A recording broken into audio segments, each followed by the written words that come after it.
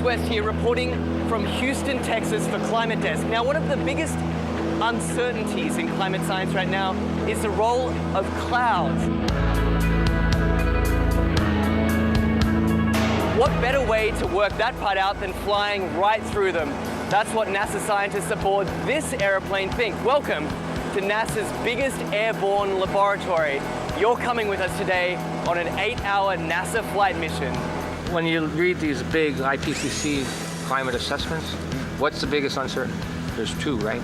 The role of aerosols and clouds. Clouds is probably bigger than aerosols. That is a piece of a puzzle that right now we are missing.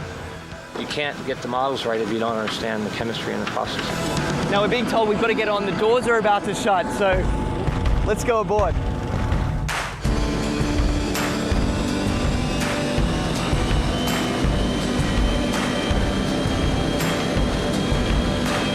Every time you turn on the weather, every time you hear a climate change prediction, that information has to come from somewhere. And it starts by getting sucked out of the air from planes like this.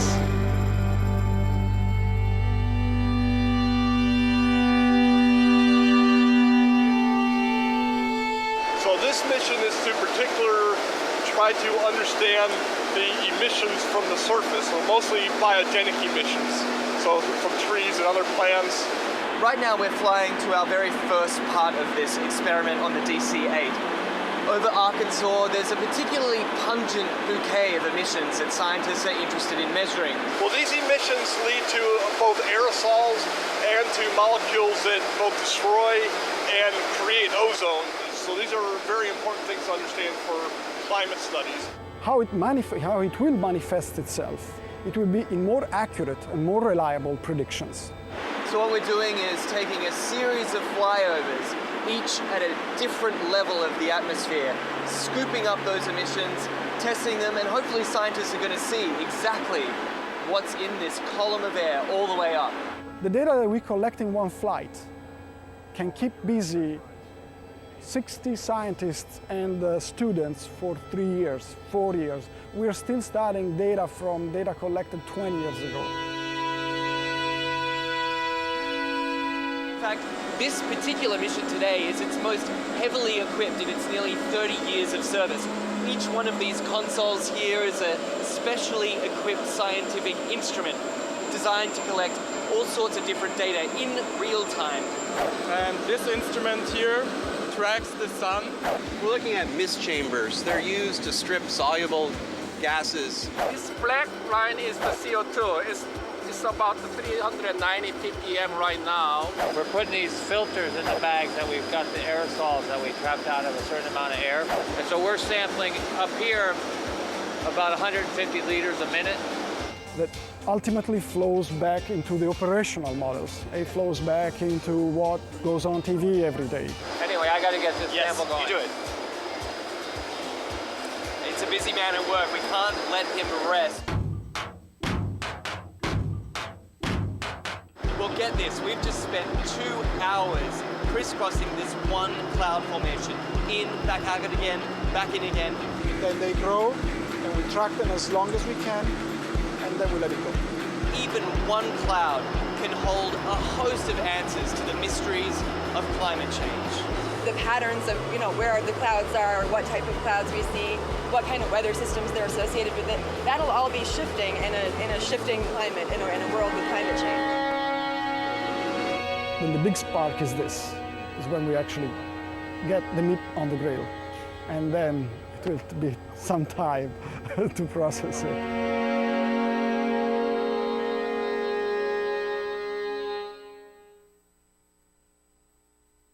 What the frack? What the frack? What the frack? What the frack? President Obama, are you fracking kidding me? Reopen the EPA studies. In Texas, Wyoming, and Pennsylvania. Fracking pollutes our oceans. Fracking poisons our water. Fracking makes climate change worse. Fracking relies on toxic chemicals that cause cancer. Ban fracking now. Ban fracking now. Go on. Ban it. Ban fracking now. Please.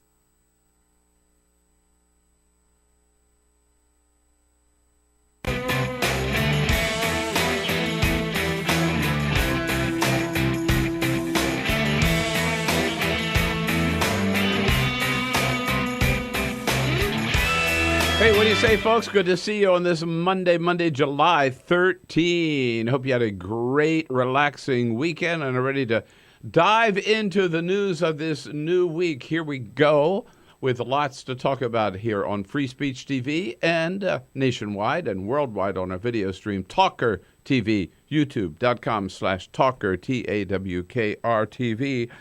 Oh, this is like Vegas Day, man. Let's make a deal. Well, we got two big deals to talk about today.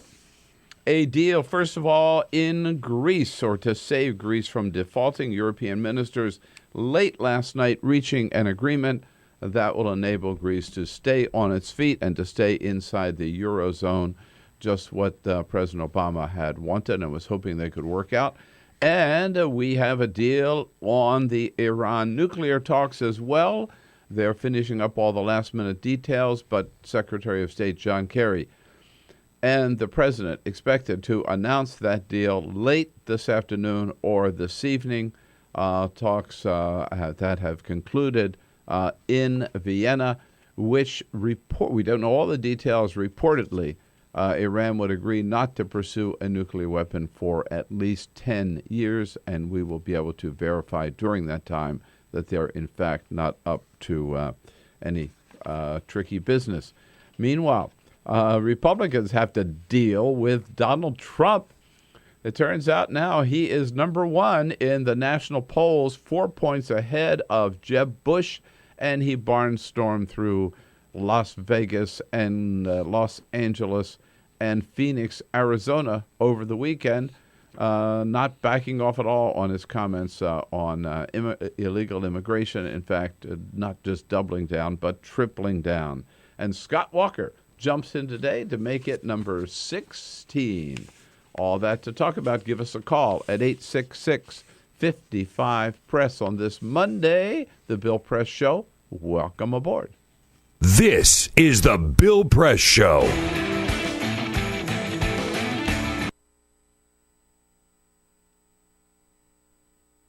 We came here to Foster City, where we're going to watch UC Berkeley, a University of California SWAT team, do a hostage rescue scenario. All personnel aware of the proper protection equipment. This includes all personnel identified as staff, students, role players, VIPs, and support staff. Feet, eyes, throat, and drawing protection is mandatory and should be worn at all times by personnel directly involved in or near the scenario.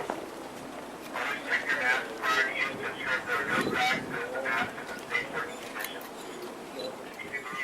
Should I put the water in there now? Yeah, go ahead. This is like some kind of chemical agent? Yeah. Copy, we're ready. I'm gonna get shot. I already know it, dude.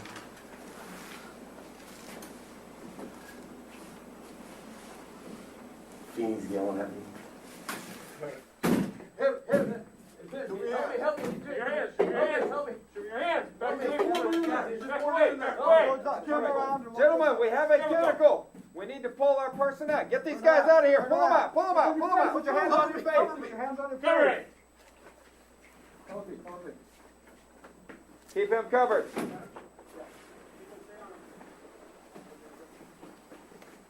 Your head up. He's got a shotgun back there. That's all right. Keep his hands up where we can. Hands on your face. Hands on your face. On your face. Someone cover me. I got a holster up, bro. Okay, pull him around the corner. Pick him up. Get him out of the building. Quickly. We've got this. Just get that guy out of there. You, come towards us. Keep your hands on your face. Turn around. Face away from us. Back towards us. Quickly. Back up towards me. Quickly. Pull him out of the room. We're exfilling, Billy? Yes, we are exfilling. It was actually around 92, 94. There was an attack on the chancellor at his residence, which is on campus. And we realized at the time that we didn't have any resources to deal with that kind of threat when it took place. So, and I think about 15 years before, they had some kind of semblance of a SWAT team. So they regenerated the idea of activating a SWAT team. And then since then, you guys have kind of branched out to doing what kind of stuff? Well, since then, we train for everything. We train for every eventuality, barricaded subjects. Like I said, most of what we do is high-risk warrants.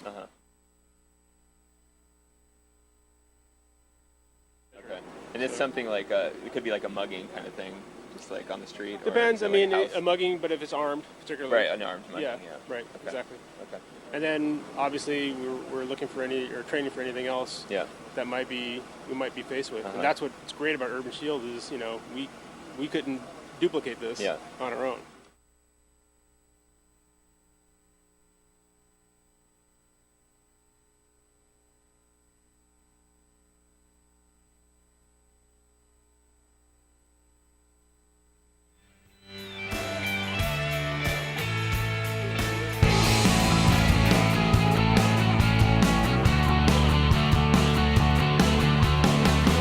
Broadcasting around the nation, on your radio, on your TV, and online. This is The Bill Press Show. We've got a deal. We got two deals. We have a deal to save Greece from going bankrupt, and it looks like a deal to stop Iran from building a nuclear weapon. Yeah, let's make a deal on this Monday. Hello, everybody. What do you say? Monday, July 13. Hope you had a great weekend, a relaxing weekend, a good time to catch up with your friends and your family and just kick back, get some, get the laundry done, mow the lawn, all that kind of good stuff. And ready to jump back into another busy week today, starting off with a lot of news on the European front with Greece, and on the Iran front, looks like tonight Secretary of State John Kerry will announce that deal from Vienna, and I'm sure President Obama will have some comments at the White House about it as well. Good to see you today, and thanks to Sabrina Siddiqui, good friend of Bill, for being here on Friday. Bill Press and Friends coming to you from Washington, D.C., our nation capital. We've got it covered, whatever's happening here in Washington, around the country, around the globe.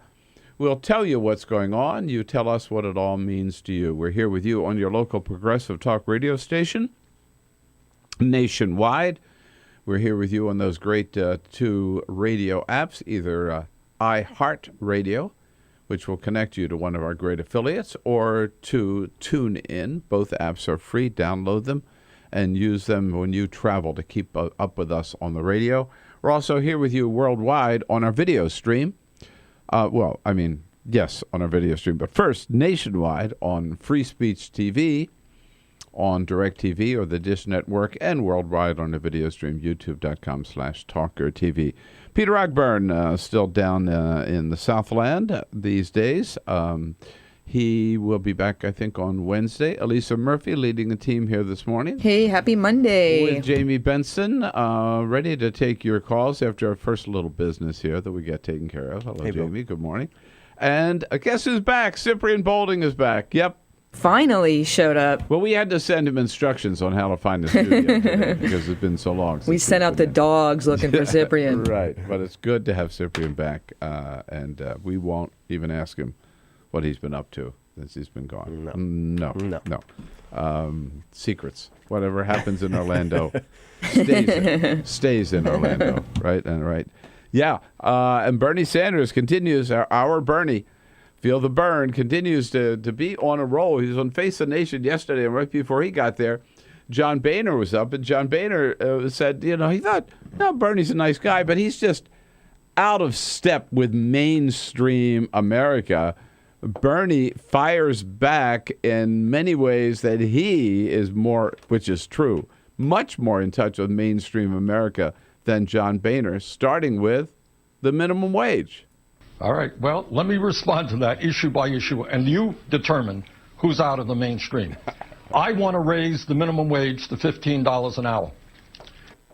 Recent Wall Street Journal poll said a majority of the American people want to do that. John Boehner is not going to even bring up any legislation in the House to raise the minimum wage at all, and many of his members want to do away with the concept of the minimum wage. All right, there you go. So, who's out of the mainstream, John Boehner? You are. That's good.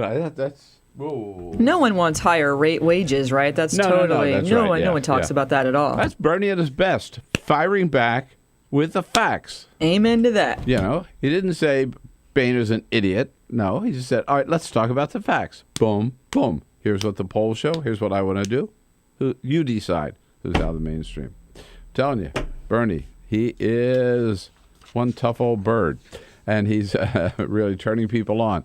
Got a big show today with a lot of a lineup. We've got reporters coming in from the National Journal, from Defense One, from Think Progress, from The Hill, and Will Durst, who's the best of the political stand-up comics in the country, is in town and is actually coming in studio today a little bit later.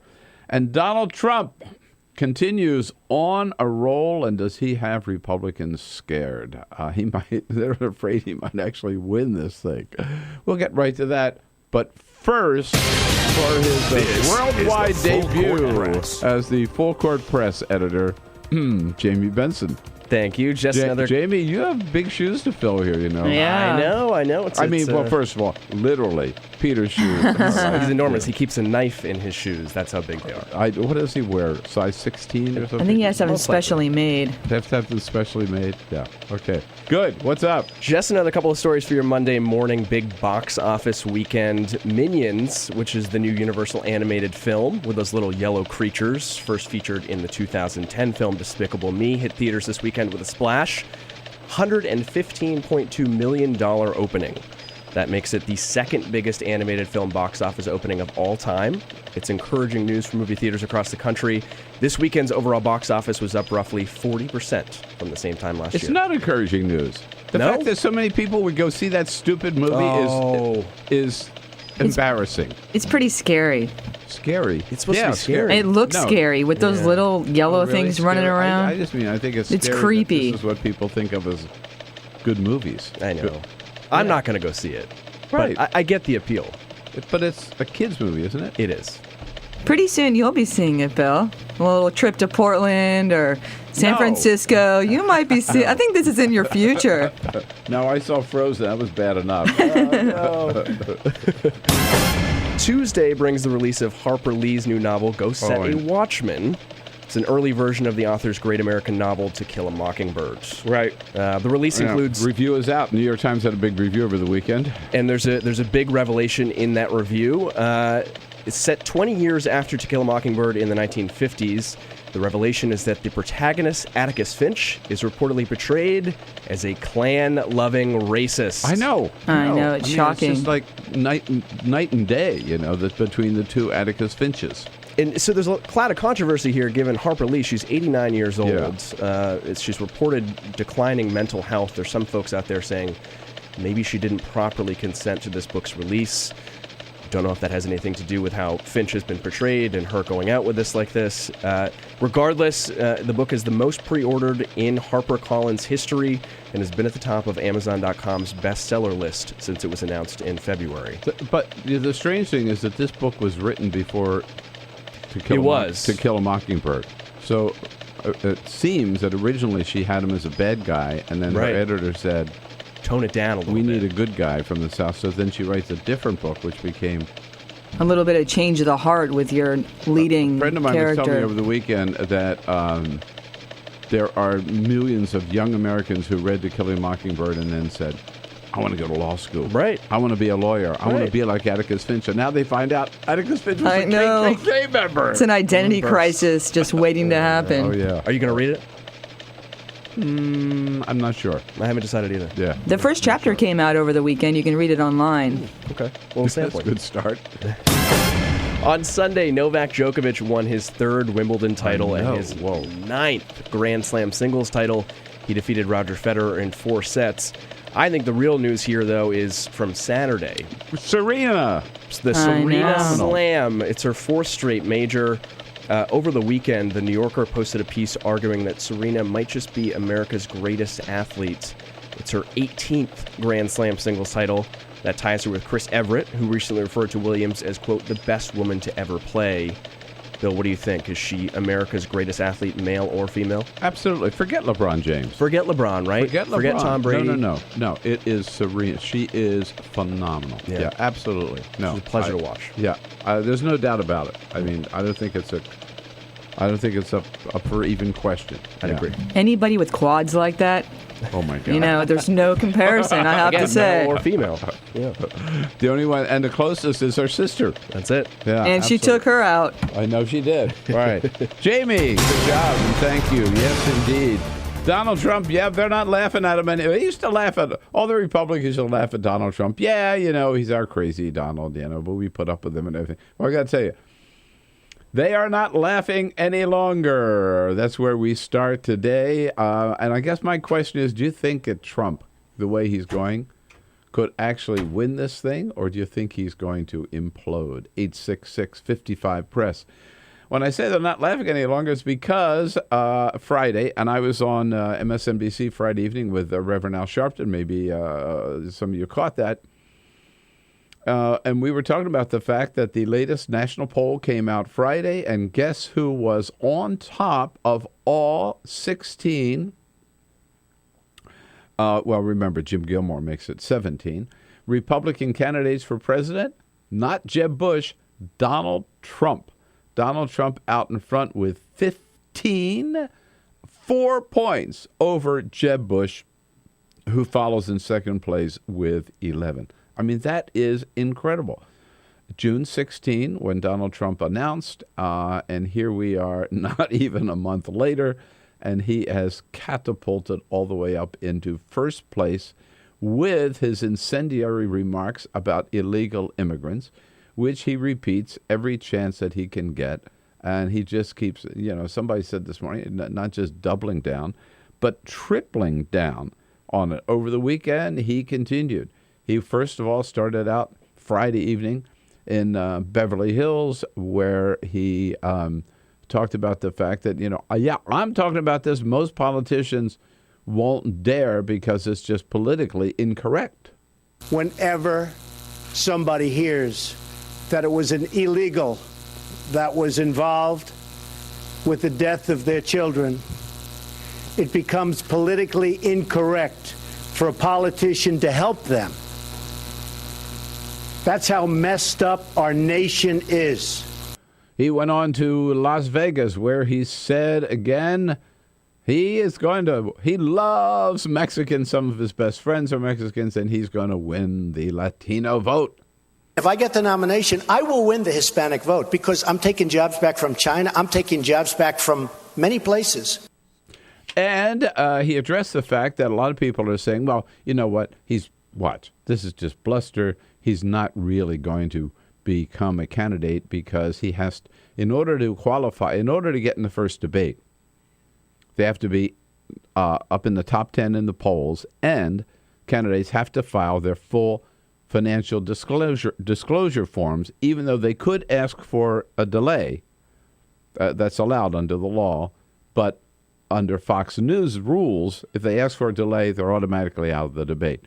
So there's a question about whether or not Donald Trump will file his papers, because some people are saying the papers will show he's not as rich as he bragged about being, $8.4 billion. Trump talks about that. He'll never put in his financials because maybe he's not as rich as people think. Not that it matters, but I'm much richer, and you'll see that next week. Yeah, I'm much richer than they thought, huh? Yeah. And then he went on to this great big rally in Phoenix where he said he bragged that he had more people than Bernie Sanders ever had, which is not true. There were maybe 6,000 people there. I've heard 4,000 to 6,000 people, not 10,000 like Bernie had in Madison, Wisconsin. But again, he said, we're talking about illegal immigration, folks.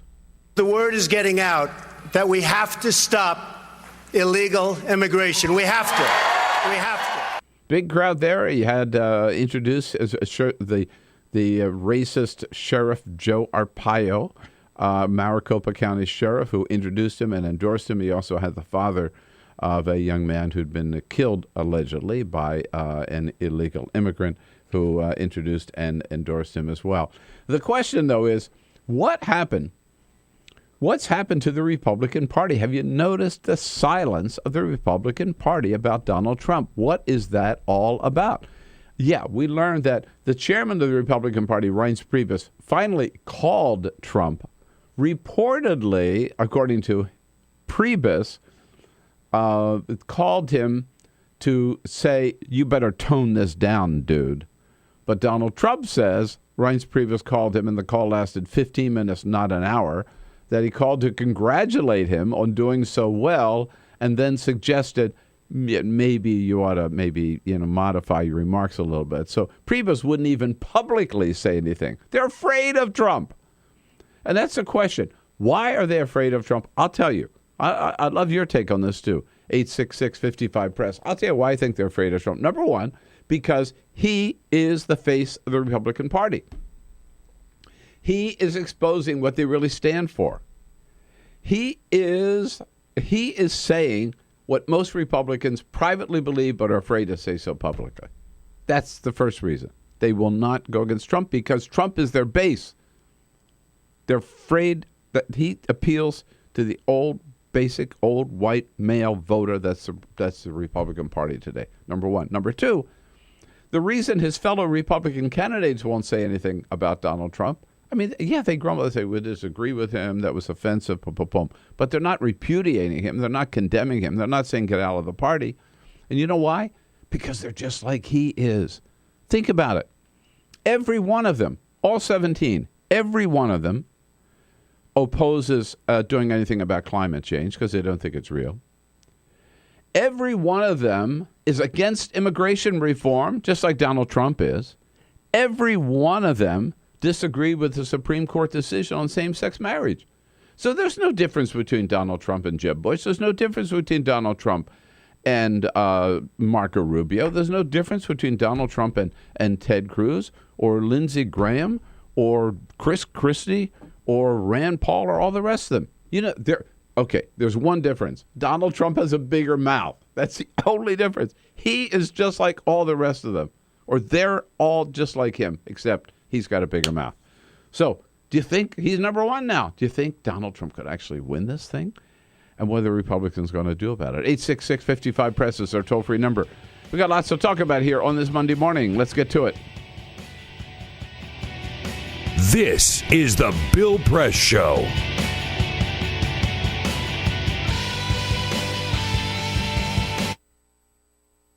Silicon Valley, Santa Clara County is often portrayed as a role model for the rest of the country.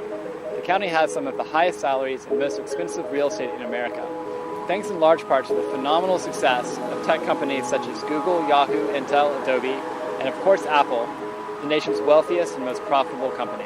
But Santa Clara County also has a more unseemly distinction. I'm standing near downtown San Jose, inside what is by some accounts the largest homeless encampment in America.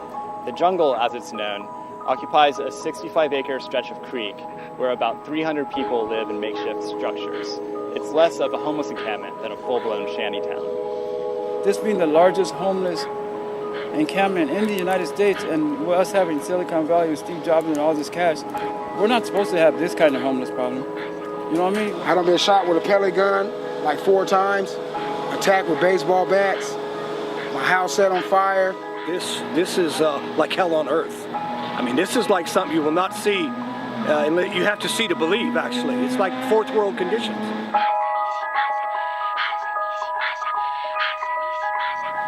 Hi, have you ever heard of a place called the Jungle? Sorry? A place called the Jungle, have you heard of it? We're not making enough money really for conventional homes or housing, and we make too much money for subsidized homes. So we're kind of, floating between the oil and the water. We told the landlady here if it would be possible to continue staying here. She said, no, you got to go. I already rented it out. We went and loaded things into a storage facility, and it's still there. And all the campgrounds and things that we saw were too far out of the city, like KOAs and that sort of thing. So what we decided to do was to move into the jungle. So that's what we did. A few days ago, a woman named Lydia Hernandez was robbed inside of her tent. When she refused to hand over the money, the robbers slit her throat. When she still fought back, they bashed her head with an axe. She died a few hours later. Residents say that the police never come into the jungle, so they have to fend for themselves. There's no law down there except our own, right? There's no law, so we could smoke dope all day in the open. The dope dealers ain't scared because they're secure. We go to the Fairmont Hotel and have a brunch or do a philanthropy. That's not going to cut it. We need billions of dollars to go into the inner cities and go into the jungle. Silicon Valley, the Bay Area is known for its innovation, its progressive thinking. It's one of the most progressive pockets in the United States, if not the world, and certainly one of the wealthiest. If we can't do it here, it won't happen anywhere. It's got to happen here.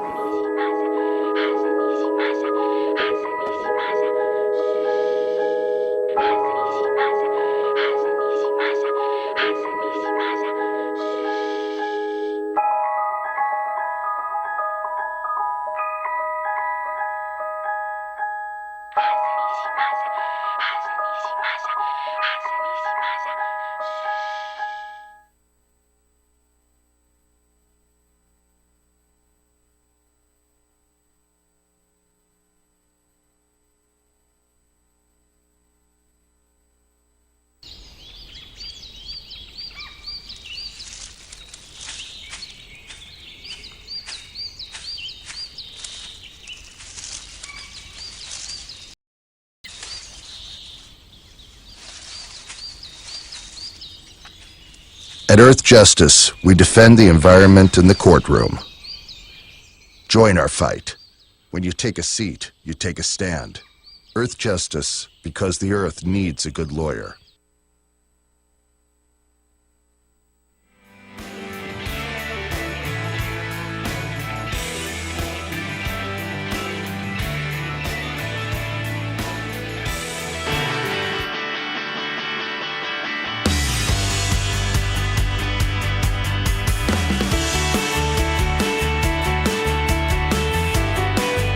This is the Bill Press Show.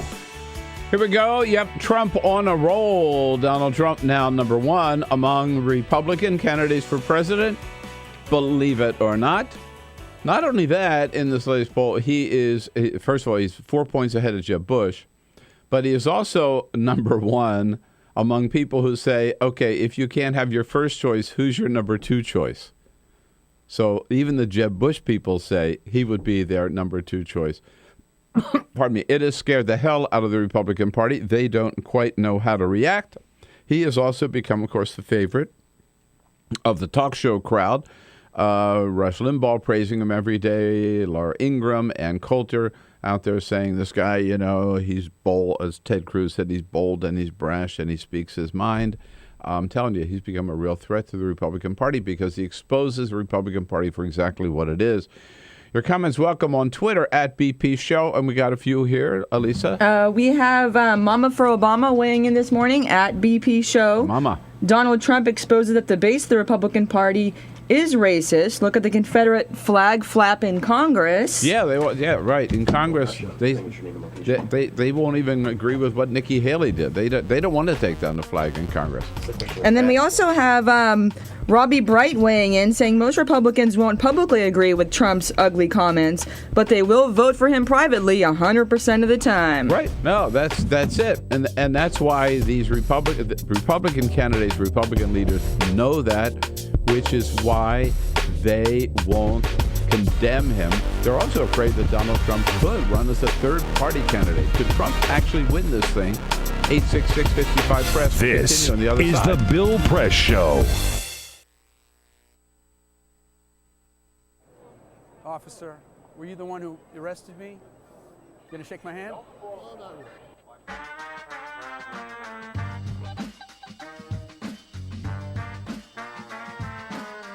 So I got invited to host a vigil called Carry the Names. And that's what they were doing, carrying the names of the people who were victims of deadly police force. Michael Brown, Eric Garner, Akai Gurley. I got a motion from Dragonfly from Stop Shopping Choir, and I started preaching. I preached up a storm as best I could, but about a minute and a half into my sermon, the place was flooded with police, Homeland Security, National Guard, state troopers, and I was pushed over and handcuffed so fast, down in the jail, down in the basement. Before you know it, I was out the door, put in prison overnight. The next morning, I'm in court. The same thing happens. I'm just rushed out of there. Then our lawyer, Wiley Steckler, gives me this iPhone. And there, in black and white, in the Gothamist, a popular paper, is this charge by Adam Lisberg, the MTA law enforcement spokesperson for this grand place. His quote is that I, Reverend Billy, physically attacked a police officer. Unbelievable.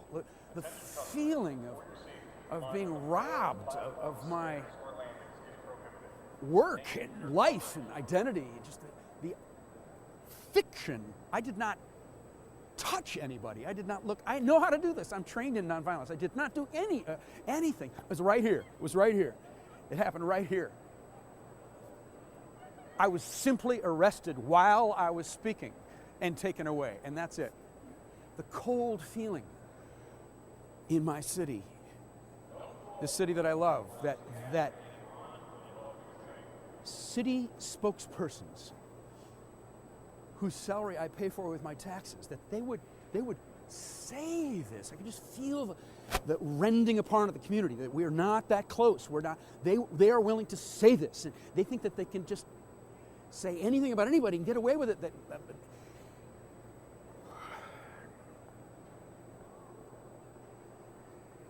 So we have something in the Church of Stop Shopping called radical forgiveness. Amen? Cops and bankers love their children. I forgive the police. We gotta love them too. Cops and bankers love their mothers. But I'll stay radical. Mothers love their brothers. We gotta love them too. But we'll wake up every morning forgiving each other, reaching out, touching, telling stories, having humor, being in a community together, sharing our children, sharing the streets, sharing the climate, being in the city together. But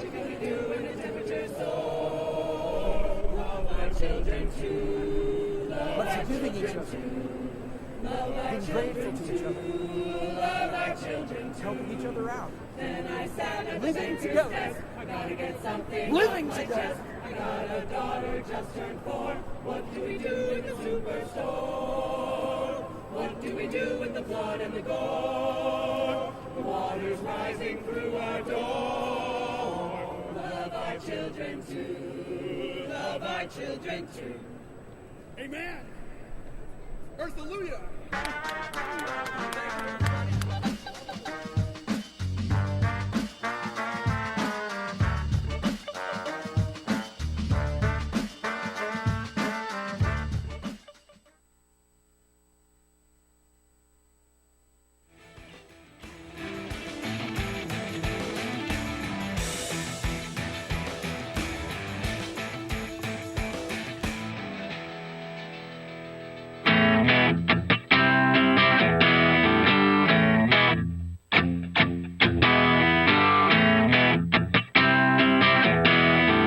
Connect with The Bill Press Show on Twitter. Follow us at BP Show and tweet using the hashtag WatchingBP.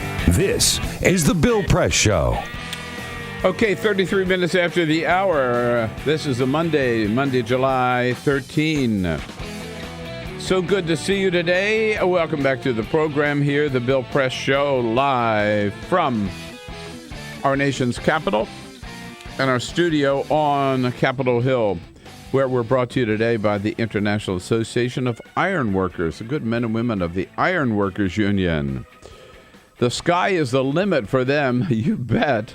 And you can find out more about their good work under President Walter Wise at their website, www.ironworkers.org. We're talking about Donald Trump and his amazing climb in the polls, catapulting in the polls, since he has announced. One of the latest polls released on Friday shows that nationwide, among the 16 announced or about to announce Republican candidates so far, he is number 1. What do we know about, and Jeb Bush is number 2, and that has got Republicans kind of worried, very worried, but they're publicly afraid to condemn him because he has such appeal to their base. He exposes the Republican Party for what they really are. David Letterman, what do we know about Donald Trump?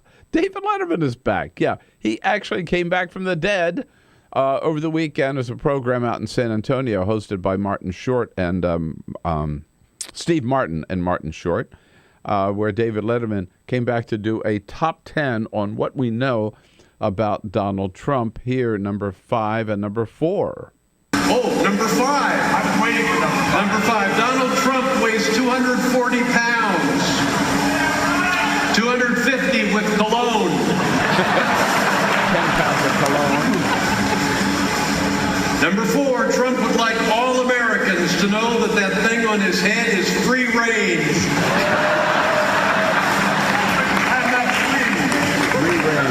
Right, indeed. And, of course, he winds up with a number 2 and number 1. David. Number 2, Donald Trump has pissed off so many Mexicans, he's starring in a new movie entitled No Amigos. Not Los Amigos, but No Amigos. And number 1. And the number 1 interesting fact about Donald Trump, thanks to Donald Trump, the Republican mascot is also an ass. There you go. Yeah, I think Jon Stewart is having the same type of remorse, because he ends his show August 6th. Yeah. And you think of the trove of material you will have as Trump running. Yeah, but Jon Stewart also said, and what a gift. I only have 3 weeks left. And here I have Donald Trump to take me into eternity. Yeah, indeed. Just a word before we get to your calls at 866-55-PRESS about this third party. That's the other thing that the Republican leaders are really worried about, that if they piss off Donald Trump, he will go off. He's got the money. God knows he's got the money to do it, and run as a third-party candidate. First of all, I really think we should have a third viable. I'd love to see a viable third party or fourth party in this country, but the Republican Party and the Democratic Party together, they have made it so difficult to build a legitimate, viable third party that it's almost impossible to happen unless you've got somebody who can just self-fund. Michael Bloomberg could have done that. He chose not to. Donald Trump could do that. He might choose to. The last person who did, of course, and Republicans know this, was Ross Perot in 1992, funded his whole campaign, ran as a third-party candidate, and got 19% of the vote, which is the reason that George H.W. Bush was not reelected, and we got President Clinton. So Democrats thank Ross Perot for running. Republicans rue the day that they ever let him run as a third-party candidate, not that they could stop him. And they know that if Donald Trump were to run as a third-party candidate, every single vote Trump would get would be from the Republican Party candidate. In fact, Donald Trump as a third-party candidate might even beat the Republican Party candidate. So they don't want that to happen, so they're trying to coddle Donald Trump, and sort of ignore him and hope that he will just go away. Do you think that's going to happen? 866-55-PRESS. I don't think it is, because I think Trump has tapped into something. He has tapped into the inherent racism that is at the heart of not all, but most Republicans. Paul is calling from Lucerne, California. Hello, Paul. Hey, Bill. Hey, what's going on? What do you think about all this? I think Donald Trump's just kind of clearing the way for Scott Walker myself. And if he did have a third party, he'd probably have Scott Walker be his guy. Huh. And I also think it's a wake-up call for America. We have to start voting. We have to stop letting these racists decide our elections. Because not all of them, but a majority of them are, and they're deciding elections. Yeah. You know what? You're absolutely right. It's the extreme right, the fringe of the Republican Party, and they're the ones who turn out, Paul, right? You're right. Yeah. I mean, I was reading that interview by Bernie Sanders in The Nation over the weekend, where Bernie pointed out, I mean, everybody says, oh, well, yeah, you're a socialist. And he said, well, I'm a democratic socialist like the countries of Scandinavia. And he said, Denmark and Sweden. And but in those countries, people, they have an 80% turnout in their presidential elections, which just puts us to shame. And again, Donald Trump has really tapped into that. We'll continue to watch that, by the way, of course, with Donald Trump, but you can't help but do it. And why is the media talking about him so much? Because he is ahead of Jeb Bush in the polls. You can't ignore him. Flash, forward, boom, thump, change of scene. Got to talk about something else, which I think is going to become more and more interesting here. Wanted to just mention, and that is the Pope. Pope Francis, whom we love, has just ended up his week-long trip to his native South America, where he went to Ecuador and Bolivia and ended up in Paraguay. And what I find very interesting about this, the Pope's next visit to the New World will be to Cuba and to the United States, where he is going to speak to a joint session of Congress, invited by Speaker John Boehner.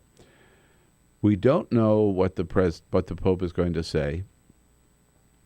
We will not get. Pope is not like a politician. He doesn't give an advance copy of his remarks. We won't see that.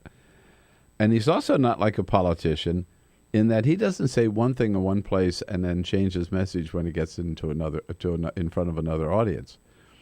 So I think we have a good idea of what the Pope might be talking about when he comes to Congress by looking at what he talked about in South America, which I find to be setting up a fascinating this September 24th speech to Congress is going to be fascinating. Think about it.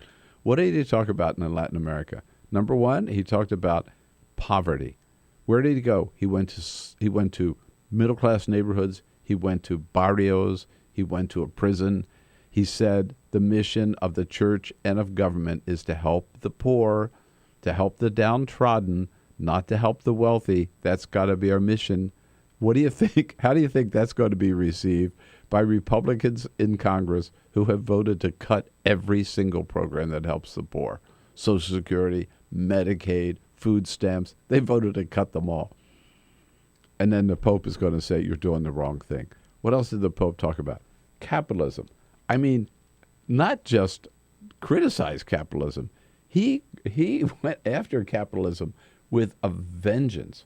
I mean, he said it sets up a dictatorship, really. It condemns people to be second-class citizens. On global capitalism, I mean, he used apocalyptic terms to condemn it. Again, because he said the only fair system is when progress benefits everybody in society, not just the wealthiest people. And again, what is he going to say? How is that going to be received by Republicans who have passed tax cut after tax cut after tax cut to help the rich, and have done nothing to help the middle class? And then finally, the Pope talked about climate change, and as that is our moral, not just that climate change is real, but it's our moral responsibility to acknowledge that we're responsible for climate change and to do something about it. He talked about it everywhere he went in Latin America. You know he's going to talk about it here in front of the United States Congress, in front of a group of climate deniers who haven't done anything about climate change. And also, I might point out, but the Pope is going to come here after being in Cuba. And so when he gets in front of Congress, he's going to tell them how important it is to normalize relations with Cuba and how we have to be all about that. Can you imagine? I mean, I just think it's going to be, the Pope is going to talk about that. And with John Boehner, so what's John Boehner's reaction going to be? Sitting up there on his throne, as he always does, in back of the speaker, when the Pope talks about climate change and condemns capitalism and talks about Cuba and talks about helping the poor. And Boehner is so proud that the Pope is coming. He'd been trying for 20 years to get a Pope to come. Oh, no, he's so proud the Pope is coming. He'll be proud when the Pope walks into the room. But once the Pope starts to speak, is John Boehner will he just sit there? Will he stand and applaud? Will his face get even redder? Will his face get red? Or will he weep? He'll probably break out crying. I'll tell you one thing. When it's over, I'll bet you John Boehner regrets that he invited him. God bless the Pope. I love it. Scott Bland standing by with the Hotline, National Journal, to tell us about guess who's coming to dinner tonight? Number 16 Republican presidential candidate, Scott Walker. We'll be right back. This is the Bill Press Show.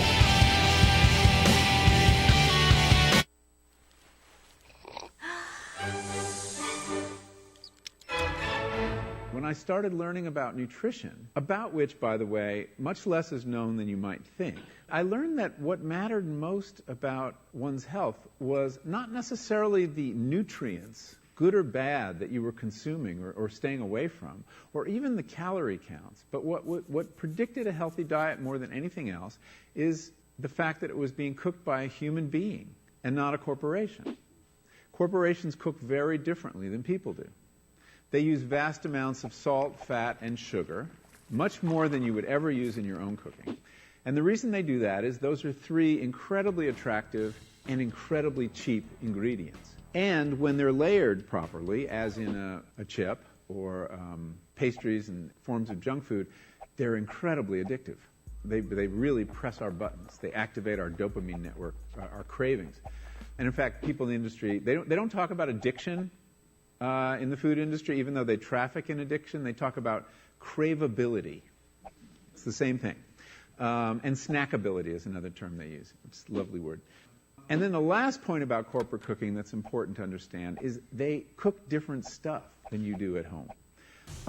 What they're good at, in general, they don't cook that well, but things like chips, they cook incredibly well.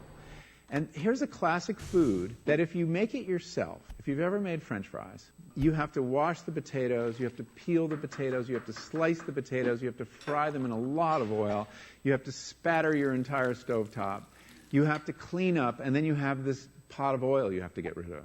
I mean, it's really difficult, and it's a pain. They're wonderful, but it's a pain. And if you make them yourself, you'll only eat them every 6 weeks, 2 months, because it's too much work.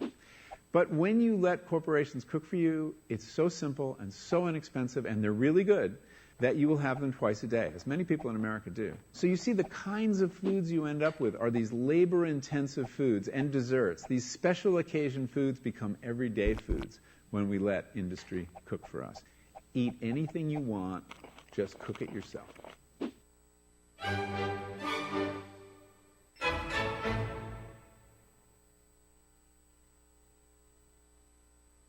So, I'm kind of new here, but I've noticed a trend.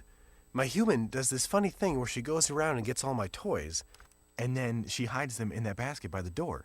You know, but it's always the same basket, and it's always in the same place. And then she acts so surprised when I find them, but, you know, she's putting them in the same basket. Again. It's like, hello? That's where you put it last time. You were the worst at hide and go seek.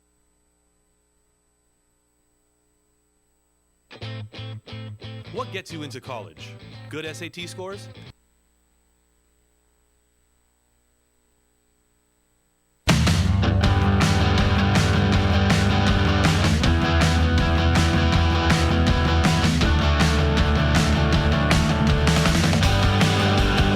On your radio, on TV, and online. This is The Bill Press Show. 12 minutes before the top of the hour, Molly O'Toole, a political reporter for Defense One, joins us at the top of the next hour to take a look at the latest on ISIS. Right now, the latest on American politics, 14, as if 14 were not enough. Republican candidate number 15, with his eyes on 2016, jumps in today. Wisconsin Governor Scott Bland, is editor-in-chief of the national journal Hotline, back this week and joins us on our newsline this morning. Hello, Scott. Welcome back. Good morning. Thanks for having me. What about Scott Walker, governor of Wisconsin? What is his appeal in this race? Because he polls pretty well so far. Well, I think, first of all, it starts with his first name. It doesn't get any better than that. There you go. All right. I know. We can all agree. But, no, his appeal, I think, starts with, he... And we have a story coming out a little later this week where we surveyed over 50 members of the Republican National Committee and talked to them a little bit, trying to survey elite opinion in the party about the 2016 presidential race. Mm-hmm. And the thing that jumped out most about Walker is people talk about how ultimately they think he's the Republican who appeals most to all wings of the party. Not everyone likes him, but but he has enough of the evangelical appeal. He has enough of the kind of business conservative appeal that he reaches out to everyone. And the other thing people say about him is that he is authentic. One of the things that keeps getting brought up about him is the fact that he left Marquette University before completing his degree. The fact of the matter is that at this point, this trend has been growing with every presidential election for a while now, and at this point, probably over half of the Republican primary electorate doesn't have a college degree, and there's this real sense of authenticity, and that he kind of understands what people are going through. Is he the Koch brothers candidate? There is no Koch brothers candidate at this point. However, he, if there ever were to become one, he's certainly in the running. He has certainly been their favorite. They helped him get elected governor of Wisconsin and reelected and beat the recall, and so he's always been a favorite of theirs. Absolutely, yeah. And so one of the challenges he has going forward is converting the momentum, the donor list, the contacts he made during that recall. When he was able to reach out to basically every Republican nationally, because he was in the only big partisan election going on in the summer of 2012, and then bringing those people back into the fold when he's up instead of against the mayor of Milwaukee, when he's up against Marco Rubio and Jeb Bush and Ted Cruz. Now, just this last week, I guess he ended with his pre-presidential governance with a bang with this move on college tenure. He's taken on the public employees. I guess now he's taken on college professors. I just saw a headline about that. Didn't have a chance to read it. Sure, yeah, and this has been something he's been working on all legislative session. The other big legislative item that his announcement is dovetailing with is a new 20-week abortion ban in Wisconsin, which is very interesting considering when you think back. One of the big moments of his reelection fight in 2014 was when his opponents rolled out a pretty searing ad on abortion, and he came out with a straight-to-camera ad talking, basically kind of moderating his position on that. And as my team Alberta writes on National Journal today, this is the Scott Walker strategy. Basically, he has over 20 years perfected the ability to govern as a conservative and run as an all-appealing everything to everyone. And so now the question is whether or not he's going to be able to continue to do that in the Republican primary.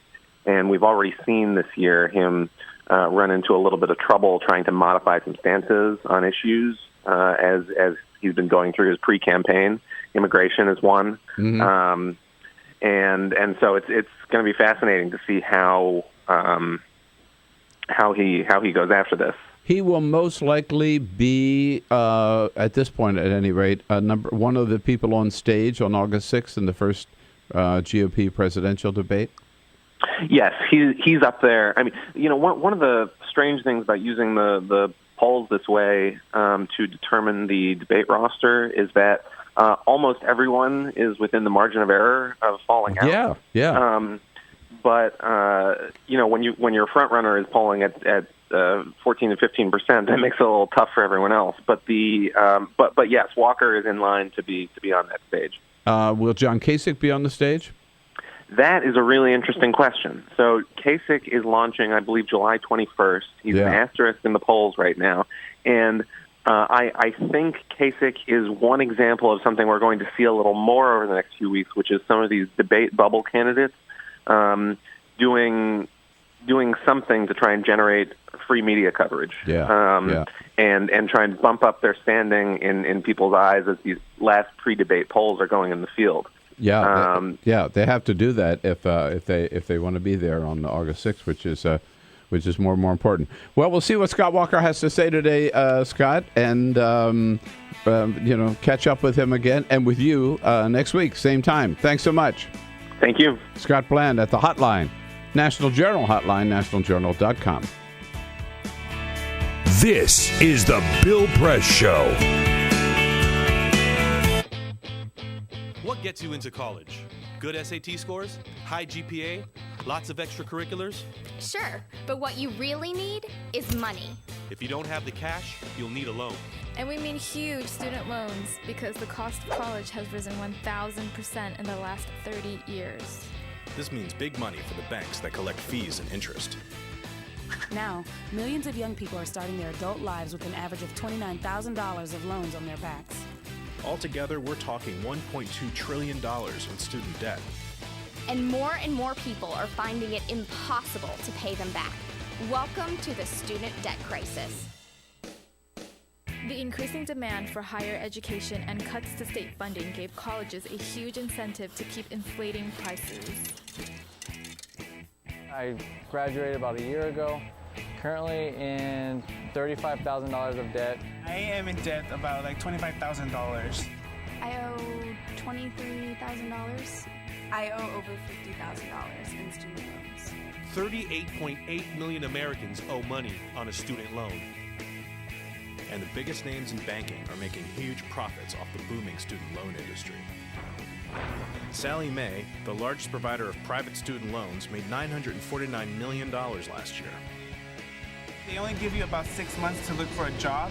You have to start paying back the loan. It's very pressuring, especially nowadays. It's very hard to find a job.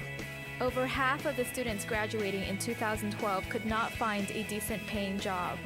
They either had low-wage jobs or unpaid internships or were unemployed altogether. So you can't make the payments. You start incurring late fees, which makes the loan even harder to pay off. And it stays with you for years, even decades. Right now, a third of the people who started repaying their loans are delinquent or in default. That's 13.7 million people, more than the populations of Chicago, New York, and San Francisco combined. Worse, it's not just the borrowers who are in trouble. Many loans require co-signers. So if the student is unable to pay, that co-signer, a father, a mother, or a grandparent, is now on the hook. Even a grandparent's Social Security benefits can be garnished to pay the loan. We should have an answer to this. If you get really behind in your car payment or your credit cards, you can file for bankruptcy. But Congress has made it nearly impossible to discharge student loans through bankruptcy. Big institutions make big profits while students try to make ends meet under crushing debt. Is this how we want our education system to work? The whole point of going to college is to get the career you want, but lately that's been discouraged because no one can afford school. You get a job just to pay off your student loans. We need higher education, not higher debt. Sign up to end the student debt crisis at higherednotdebt.org.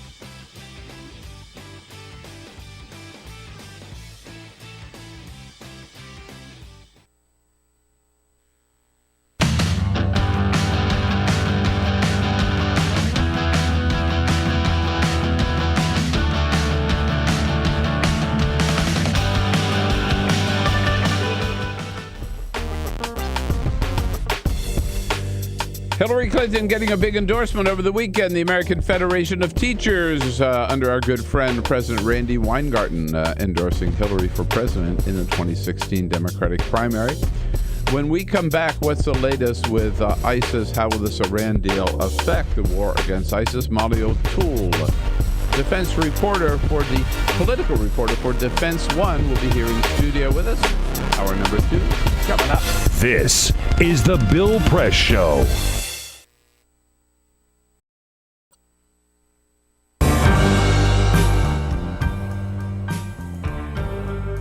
I'm a Piston fan. Their slogan was, "We come to work." That's what Detroit about. That's why they used it. It's a team thing. They won 2 championships, a team. There was no star. No mayor can come in here and be a star. It's a team thing. No governors can come in here and think you can do it by yourself. It's a team thing. You got communities. They got ideas, too. The only thing wrong with Detroit, people have lost hope here. Residents, city workers, so much corruption. They lose hope. But I grew up here. I love this city. I think it can come back.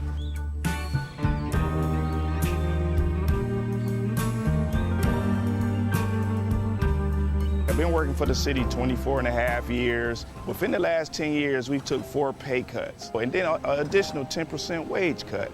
I've lost a home. When you take all of the decisions out of the city of Detroit, all of us, then what do you have? Exactly what we got. A lot of problems. every time the city seems to fall into a problem, it's always on the backs of us workers. You wake up out of a dead sleep and you jump behind the wheel and take off driving and try to get everybody there safe, not knowing really what you're pulling up to. I'm not eligible for Social Security, so the pension is my sole salary at this point. We've been in business here 39 years. We've seen a lot of changes in Detroit. The area was a lot of industry, a lot of city workers. It's getting very tough for the city workers. It's getting tough for us as a business people. Response times are increasing because of the closing of companies, which takes your insurance rate through the roof. So all the things that affect us affect the citizens. I worked for the city in different capacities for 29 years. I feel like an old jacket. They use me up and they throw me away. In my condition, nobody's gonna hire me. I'm 68 years old. Half the times, I can't get my blood pressure medicine. It's either feeding myself, blood pressure, or paying bills. $754. By the time they take all the deductions for I have my car insurance, my house insurance, and my health insurance taken out. So the time they take all that, I'll get about $300 after they take all that out. I don't understand it. I can't see how the governor is allowing this to happen and what they're doing and they want to blame it all on the seniors. Not only the seniors, but the city workers. And we worked hard. I know I worked hard. I've been in Detroit since 1946. I was 14 years old when I came in. I don't live large at all. I wish I could. I don't know when the last time I've been shopping. I only get $1,100, and I'm 81 years old, and I need every penny that I can get and that I do get. And I'm very, very upset about the idea of them taking away my pensions that I worked 30 years for. I think it's terrible that they talk about Detroit like they do, because Detroit has been very good to me. I have a lot of city workers coming in with their uniforms on, Detroit Water Department, Police Department, Fire Department. I get a lot of people, the Border Patrol come in. So if I lose that customer base, I'm going to be in a position where I might have to close down. If they take away their pensions, if they start cutting jobs, it's going to cut into a large percentage of not only our business, but other businesses that are in the city of Detroit. We're here. We've been here for 26 years. We're still trying to do business in the city. Detroiters are survivors. They tough. They adapt. But only can do so much when your politicians are ahead of you and we're not on the same team. We're not going to let Detroit be erased, bulldozed, or wherever. We're going to fight to the bitter end. Detroit going to survive.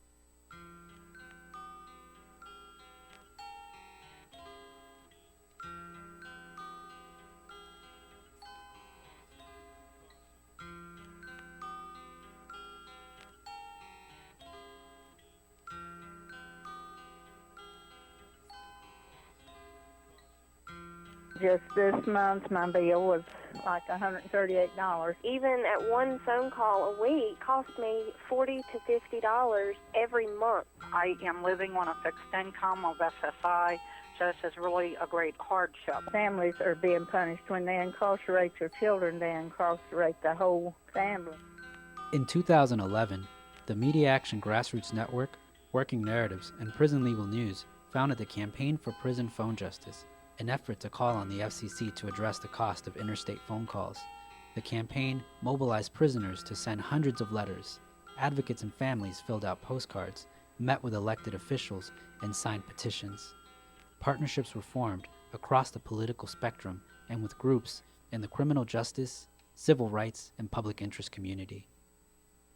The film distribution company Participant Media and director Ava DuVernay joined the fight through a social action campaign tied to the release of the feature film Middle of Nowhere. In an effort to push the FCC to act, the campaign hosted a historic rally outside of the Federal Communications Commission where for the first time, families of prisoners, elected officials, civil rights and faith leaders came together to call for an end to predatory phone rates. We're all held captive when predatory phone companies gouge our families. My son has been incarcerated now for over 10 years, and my husband estimates that in the time we spent over $25,000 on prison phone calls. My hero's not yours, you probably arrested them. Your schools probably neglected them. They spawn thoughts, you probably infected them. Feed us what you feed us, you can lay us next to them. FBI call it major crimes. Babies making babies cry.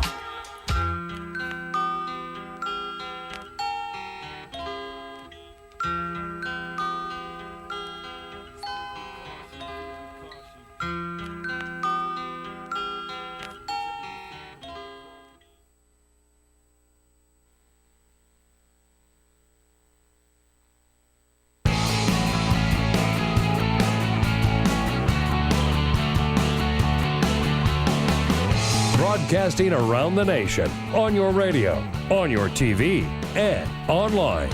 This is The Bill Press Show. We got a deal. We have two deals, in fact. Yes, a deal announced early this morning to save Greece from default, and a deal expected to be announced later today on preventing Iran from building a nuclear weapon for at least 10 years. So, good news, I guess, to start. Yes, good news to start this Monday. No guess about it. Monday, July 13. Hello, everybody. Great to see you. Welcome to the program. The Bill Press Show, that is, coming to you live nationwide from our studio here on Capitol Hill in Washington, D.C., booming out to you on your local progressive talk radio station. Great to see you in Radio Land this morning. Wherever you happen to be, one of our great affiliates around the country, thank you so much for joining us.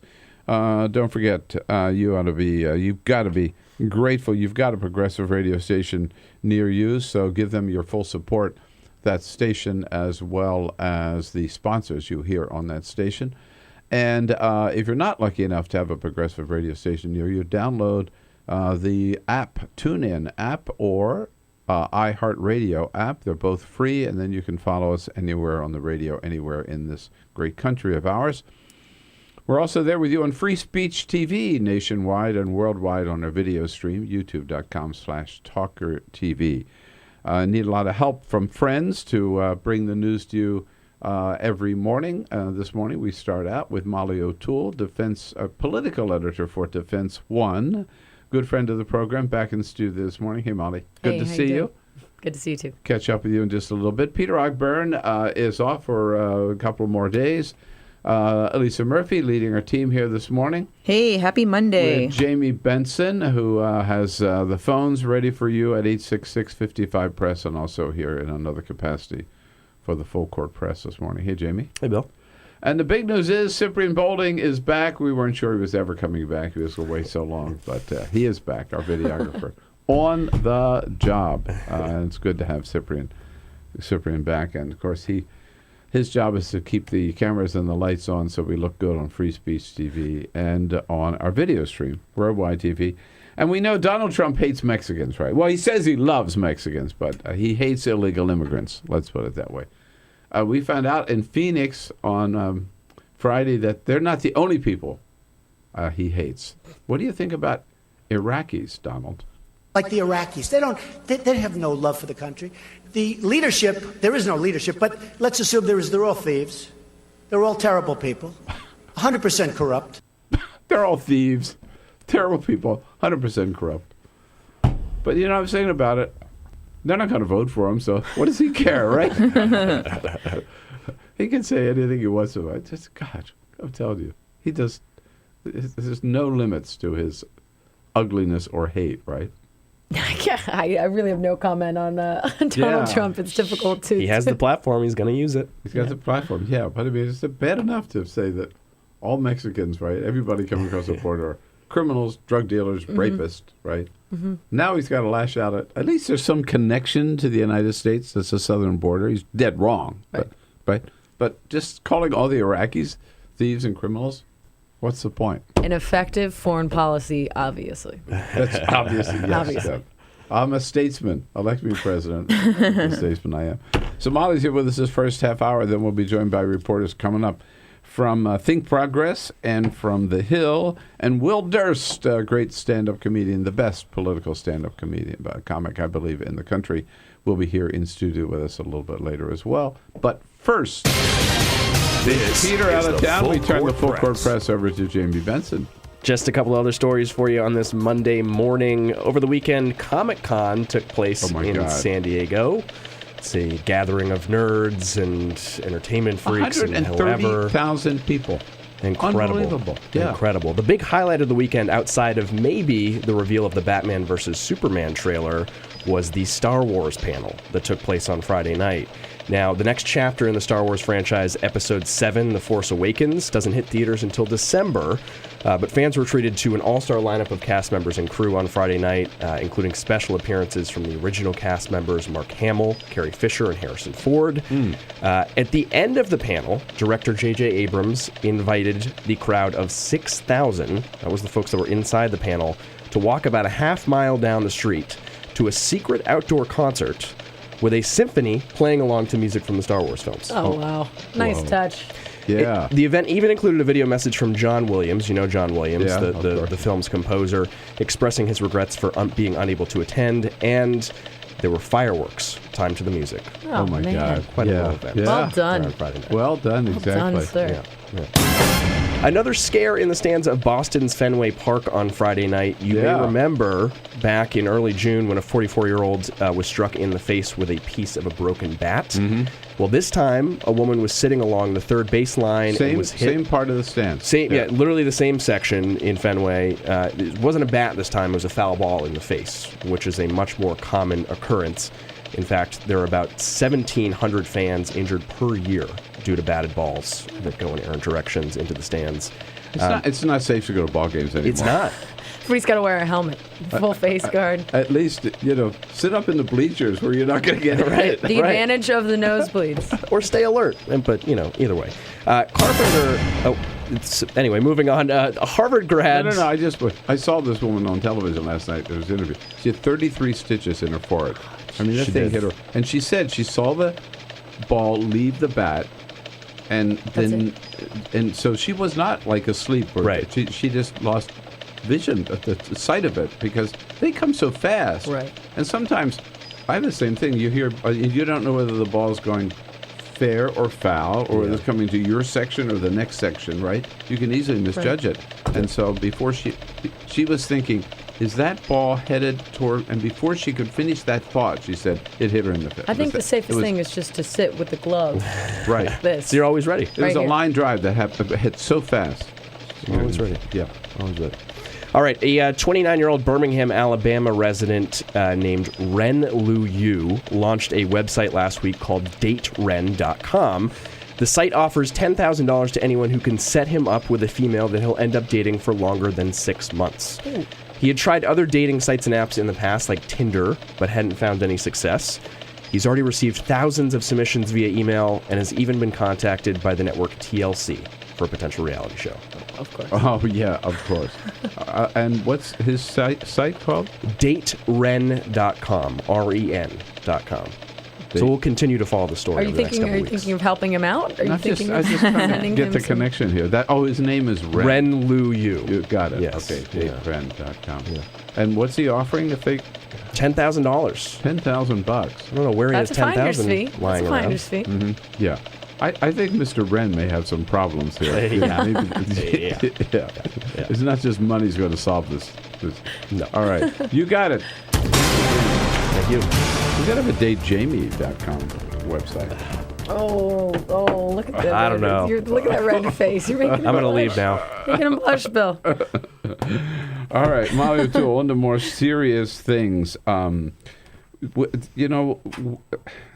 We keep getting little insights every once in a while that pops up. Oh, we're talking about ISIS again, right? And at the White House the other day, there was some comment about, but we haven't talked about it in a long time. What is the latest? The war. I know it was Josh Ernest told us about the number of airstrikes against ISIS. Mm-hmm. As, some 5,000 or so, right? Right. And what are we getting for that? Right, and I think that's maybe it was 7,000. I yeah, forget it's the going to number. be more than that. Yeah. And the cost is in the billions at this point, and that's the kind of constant question that people are asking for some sort of metric. How do we measure how this fight is going, given just the vast amount of resources we're using, the amount of money that we're spending? And the administration has said we're hesitant to give you some kind of count. They've referenced the dangers of doing that, kind of going all the way back to the Vietnam War and how they're hesitant to do that. There's a lot of different ways to measure success. Kind of what people are looking at now, in particular, just this morning or just today, the Iraqi security forces finally launched their kind of long-awaited offensive to take back Anbar province from the Islamic State. And the administration has said as well that this is going to be a key marker for how far the Iraqi security forces have come, as for whether they can take back more territory in the future. This is kind of the make or break moment here, the offensive that they've been awaiting for a long time. And they've been kind of moving around the Islamic State to kind of prime this offensive over the last couple of weeks. That launched this morning. So that's going to really be very telling. And then in other regions, though, and this is where I think people start to question how effective the Islamic State strategy is, even beyond Iraq and beyond Syria, we're really seeing the Islamic State make gains that the administration has admitted they're very troubled by. In Libya, for example, where they're really operating there, using that vacuum, all the warring factions, no real government, as a safe haven to operate, which is the very argument the administration has made for why we need to go after the Islamic State in Iraq and in Syria, is not to allow them the kind of safe havens that Al-Qaeda had before 9/11. So that's an area that they're concerned about. And also even the Islamic State's growing influence in Afghanistan.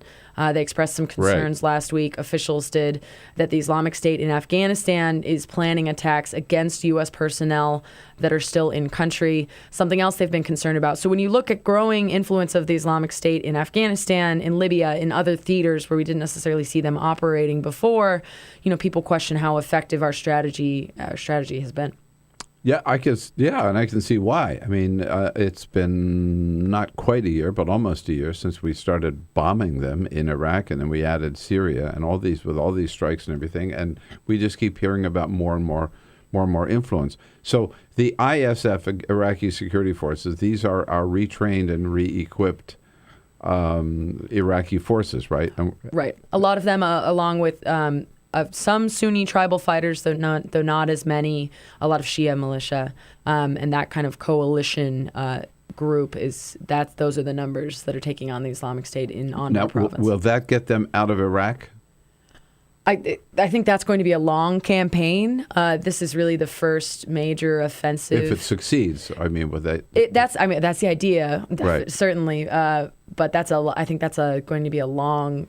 It's still going to be a very long slog, and this is going to be grueling, this offensive to take back. You mentioned Anbar. their presence in Afghanistan. There has been stories also about their planning, ISIS or Islamic State planning attacks on U.S. forces in Afghanistan. Right, and I think that's why the U.S. is particularly concerned. I mean, the Obama administration has emphasized that where they are really focused in terms of their resources are Islamic State and even Al-Qaeda fighters that they see posing a direct threat to U.S. personnel.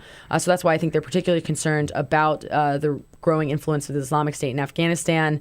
That's why we've seen a pretty intensive step up in terms of the airstrike campaign in Afghanistan, which we haven't seen for some time.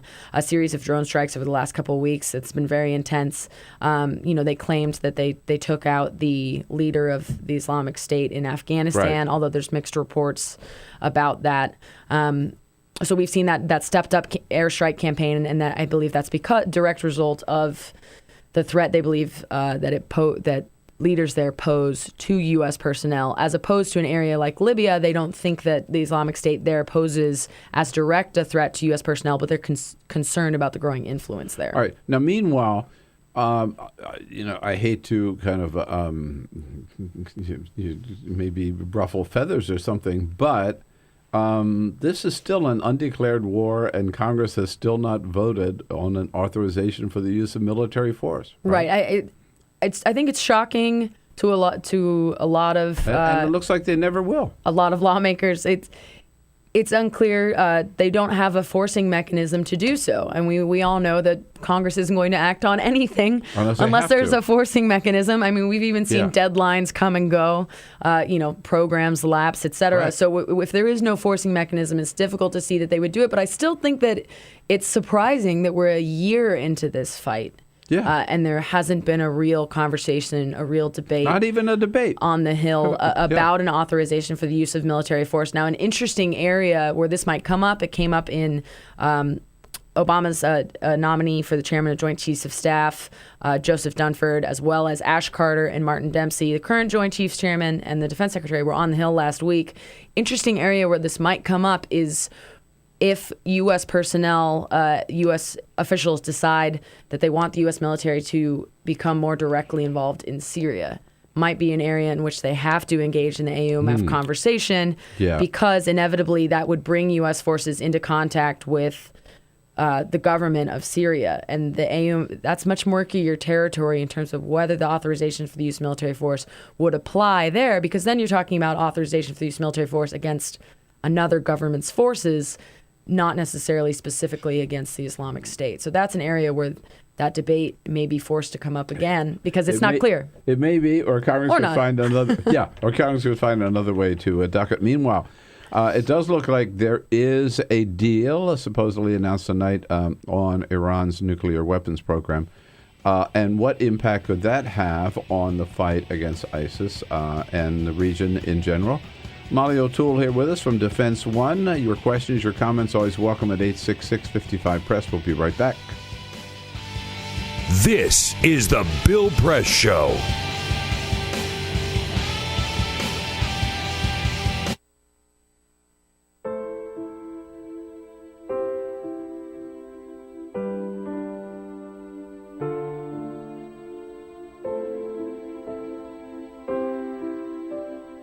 I have run these canyons for 6 million years.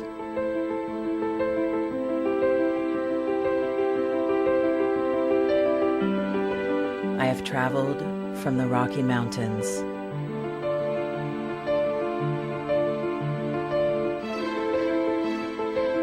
to the deserts, through scorching heat and freezing cold, from the land of the dinosaurs to fields of food.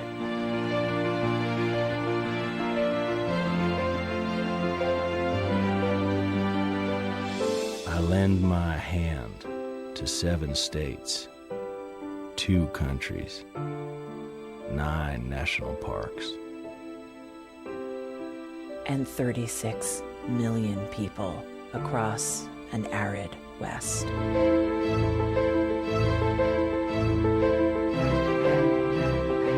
I am not the strongest or the largest, but I am the hardest working.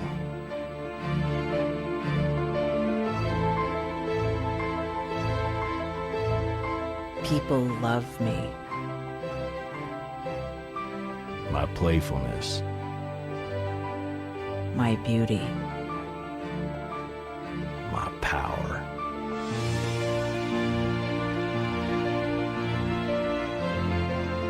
my life.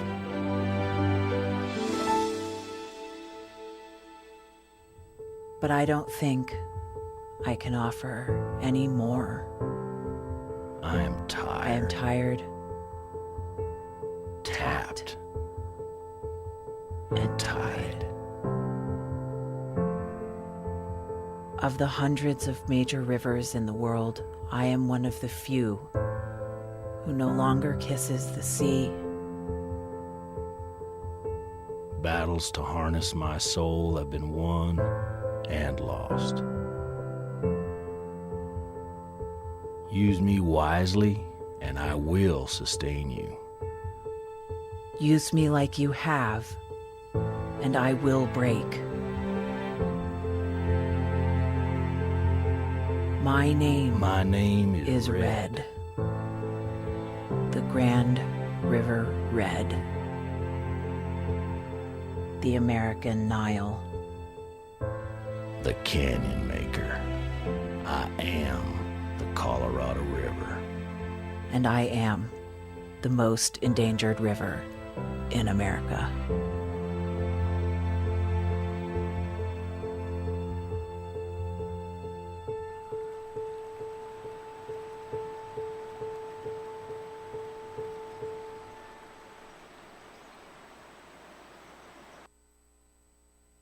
So, I'm kind of new here, but I've noticed a trend. My human does this funny thing where she goes around and gets all my toys, and then she hides them in that basket by the door. But it's always the same basket, and it's always in the same place. And then she acts so surprised when I find them, but, she's putting them in the same basket. Again. It's like, hello? That's where you put it last time. You were the worst at hide and go seek.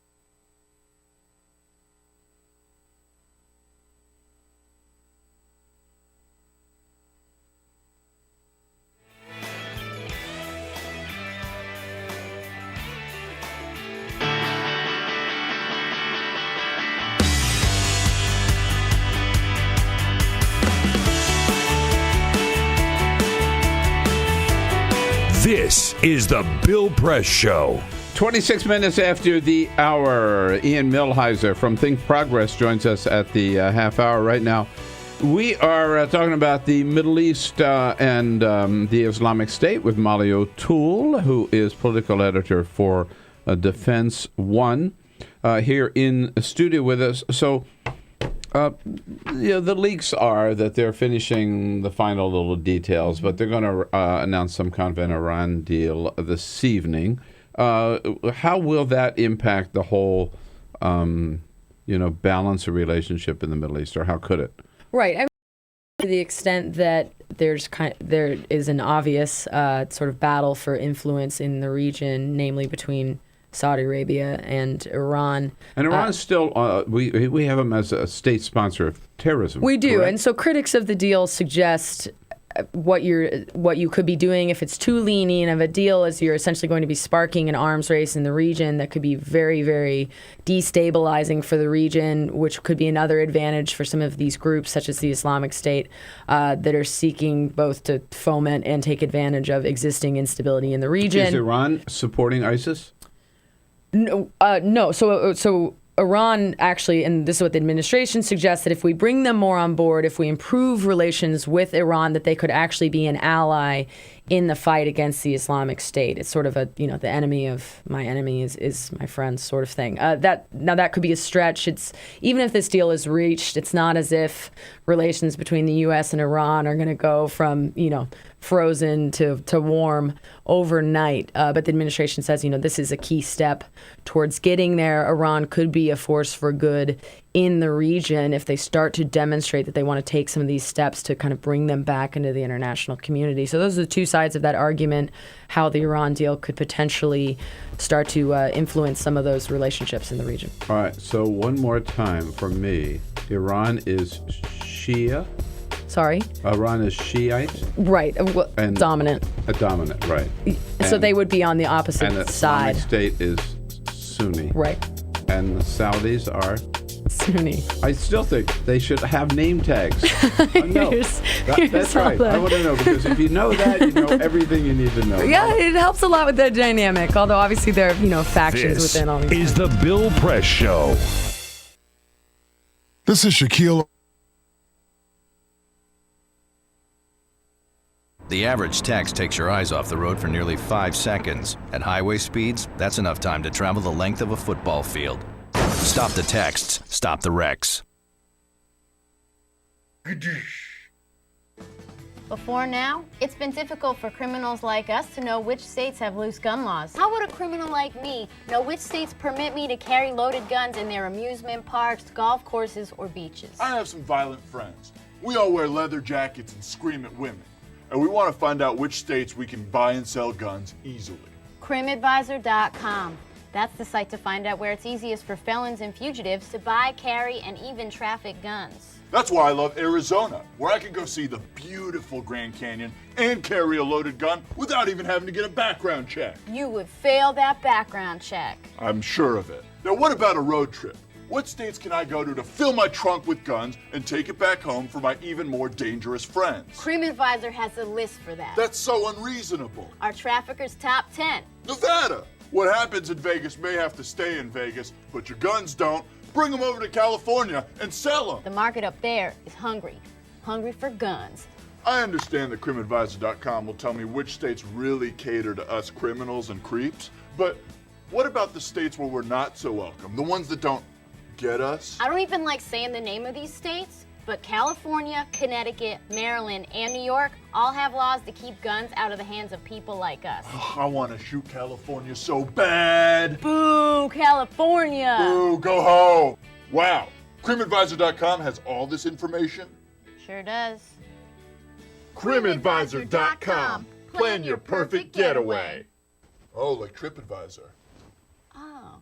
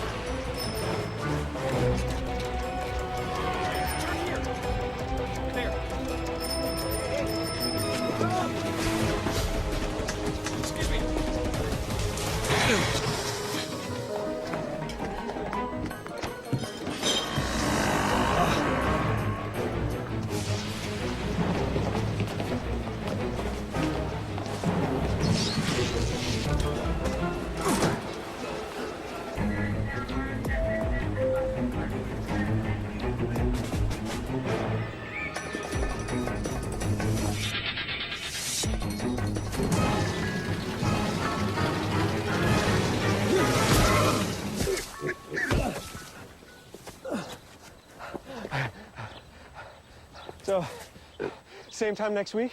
Well, of course. Put away a few bucks, feel like $1 million. For free tips to help you save, go to Feed the Pig.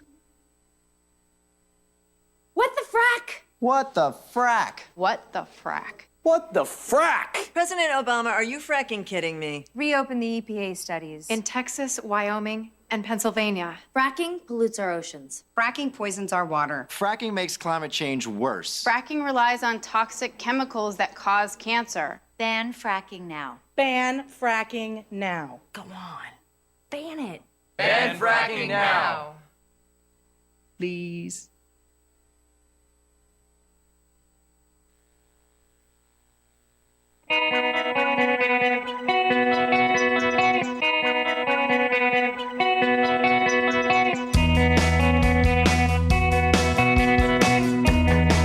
The most valuable morning radio show, according to The Nation magazine. This is The Bill Press Show.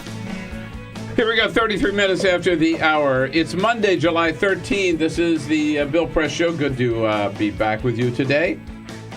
And a big shout out to Sabrina Siddiqui for being here as a friend of Bill on Friday with all of you. We're coming to you live from Washington, D.C., our nation's capital. And our studio on Capitol Hill, just down the street from the United States Capitol building, where we're brought to you by the American Federation of Teachers and their dynamic president, Randy Weingarten, all the good teachers of America. The AFT making a difference every day in our classrooms. Indeed, we salute them, salute their good work. I thank them for their sponsorship of the program. And this was a big weekend for the AFT because they came out with an endorsement of Hillary Clinton for the 2016 Democratic nomination, the first labor union, I believe, to actually endorse in the Democratic contest. We'll talk to Randy Weingarten about that next time we have a chance. Meanwhile, we saw on Friday, after the state legislature had acted, indeed, with a brief little ceremony on the front of the United States Capitol with Governor Nikki Haley standing on the Capitol steps, the Confederate flag was lowered finally and folded ceremoniously and then taken to the Confederate Museum of the Confederacy. also in Columbia, South Carolina.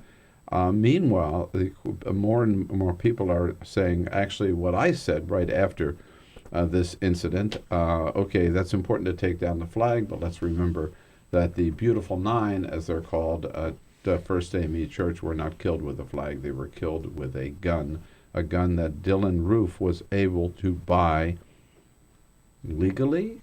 Let's find out. Ian Millhiser is here. He's the justice editor for Think Progress and joins us in studio. Did Igor give you permission to come in today? Is that? Well, I mean, everything has to go through Igor these days. Yeah, right. Igor is our Think Progress person here every Igor Volsky every Tuesday for sure. So how did Dylan Roof get this gun? So it's and did he purchase it legally? That's a good question. I mean, I think technically it was illegal. It was an illegal purchase because he should not have been able to buy a gun. But because of a loophole in federal law, he was able to obtain it nonetheless. By the way, I do have to ask this because I wrote a column about this and I got tons of mail from people saying, he didn't buy it. His daddy bought it for him.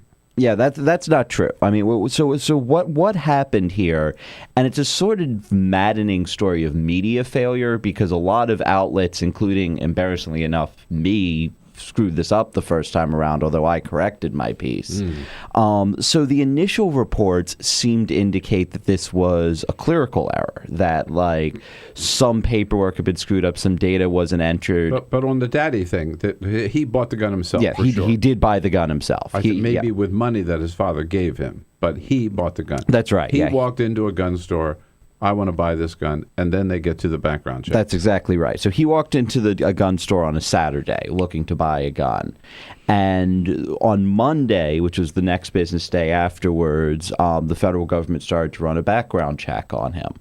The problem, and this is the problem that led to him still being able to get the gun, is that there is a federal law saying that the government has 3 days to complete the background check. If they don't complete it within 3 days, then automatically the person who wants to buy the gun is allowed to buy the gun if the gun dealer chooses to sell it to him. And so that's what happened here. This was a case. It wasn't a clerical error. It wasn't a data entry error.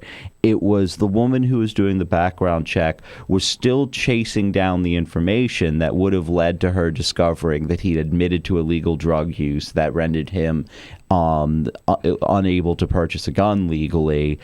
She hadn't yet found that critical piece of information yet.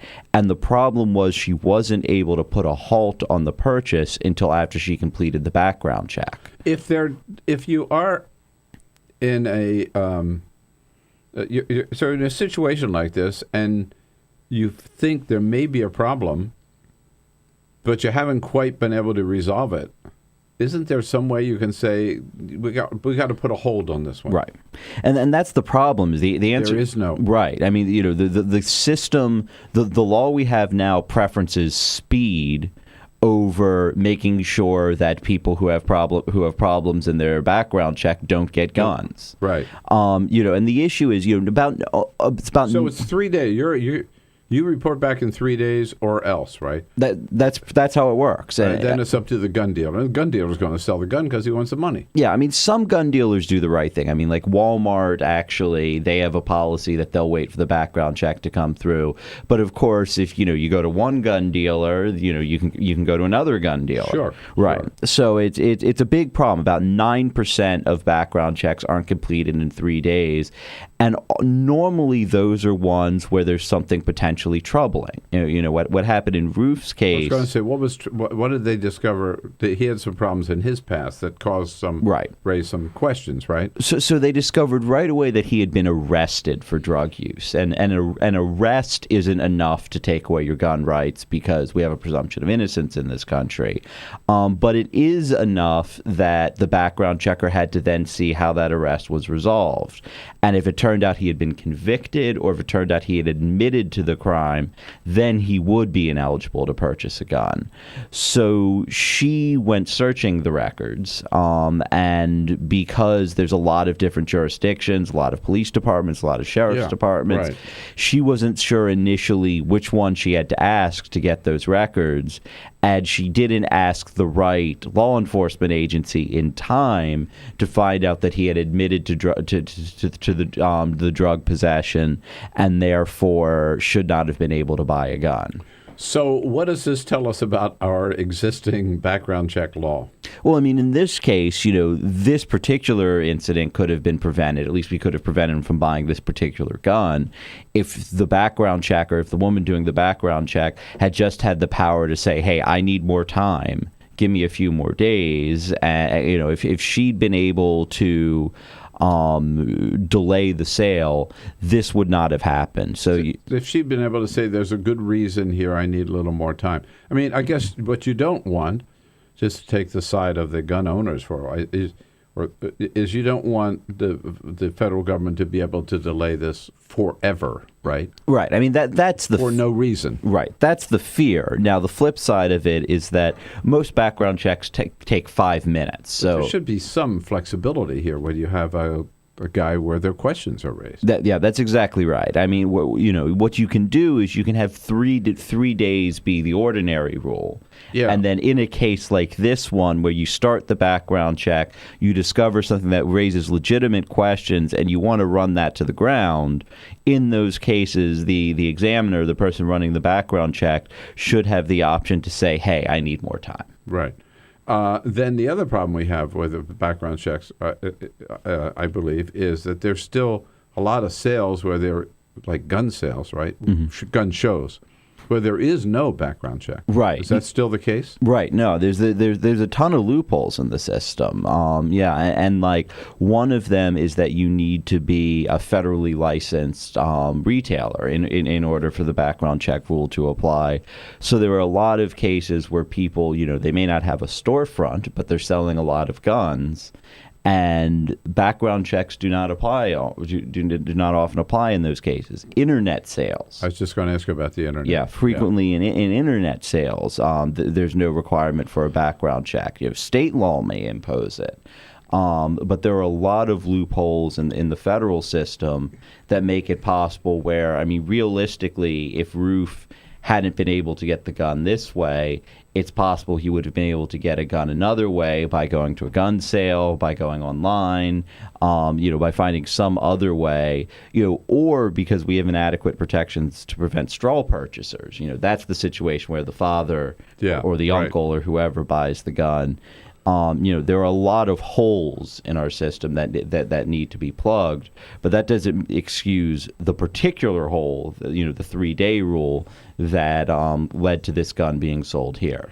All right. I think progress. You monitor closely what's going on in the United States Congress. Is anybody talking about fixing this? In this Congress bill? I mean, even if there was support, I have to ask the question. Even if there was support for gun law in this Congress, and there certainly ain't in the majority right now. These are the guys who have to wait to the last minute to have us not default on our debt. Like, I mean, if I think your last guest said if there isn't some sort of hard deadline they're up against, they can't do anything, and sometimes they can't do anything when they've got a deadline. So, most of them are against any kind of gun regulation, and even the ones who want to make laws aren't really competent to make laws right now. No, and certainly the NRA will be all over it, and probably already are. Right? God forbid someone had to wait an extra day to get their gun. Yeah. This is just the idea that you couldn't hold, but with a crazy, troubled kid like this, right, with some serious problems, that you couldn't at least say, no, in this case, give us another 48 hours. Yeah. I think the country could tolerate that kind of a delay. Ian Millhiser here from Think Progress. When we come back, the right-wingers are a little upset now with the Supreme Court and its decision on same-sex marriage. So where do they go from here? They're still trying to figure that out. And Ian Millhiser has been reporting on that. We'll talk about that and take your questions or comments when we come back at 866-55-PRESS. This is the Bill Press Show.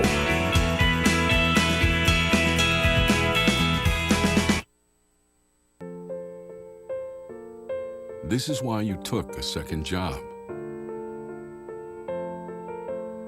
While you taught yourself how to fix the plumbing. While you'll do whatever it takes to keep your home.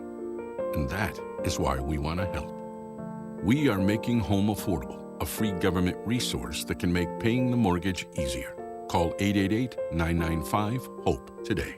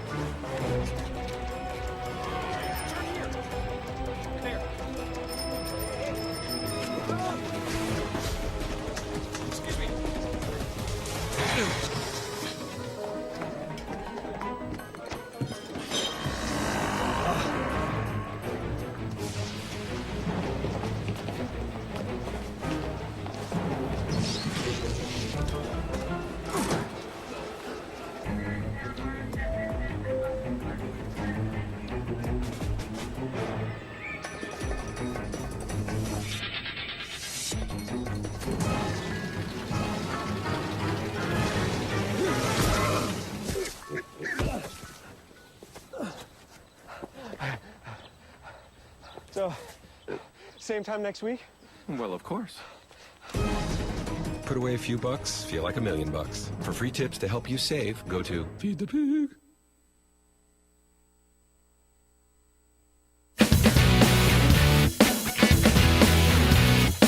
Connect with The Bill Press Show on Twitter. Follow us at BP Show and tweet using the hashtag WatchingBP. This is The Bill Press Show. Nobody with a funnier take on the American politics than Will Durst, stand-up comic, here for the Capitol Fringe Festival, and will be in studio with us at the top of the next hour. Here from Think Progress, Justice Editor Ian Millhiser at this moment. Ian, good to have you back in studio with us. Good to be here.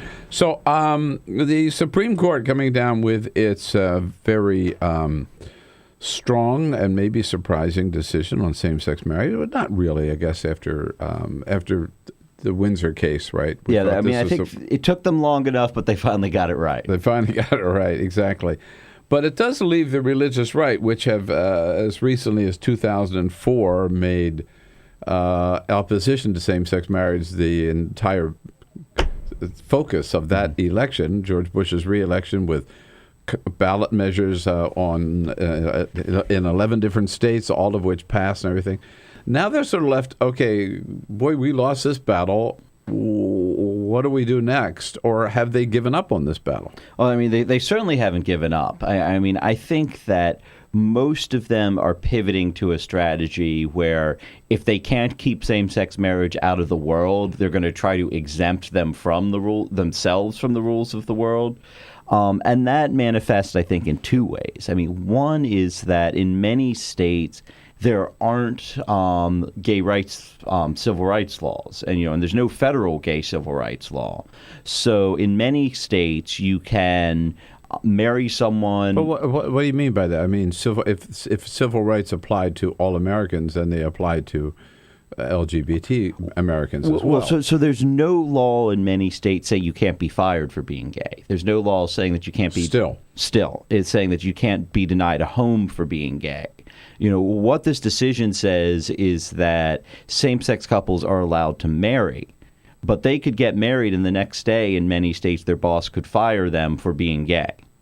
And then, of course, the other thing that you're seeing is these folks like, the cake bakers and the pizzeria owners, right? Yeah, who are saying that they will refuse to serve gay people. And these are often in states where there is a civil rights law saying that they have to serve someone.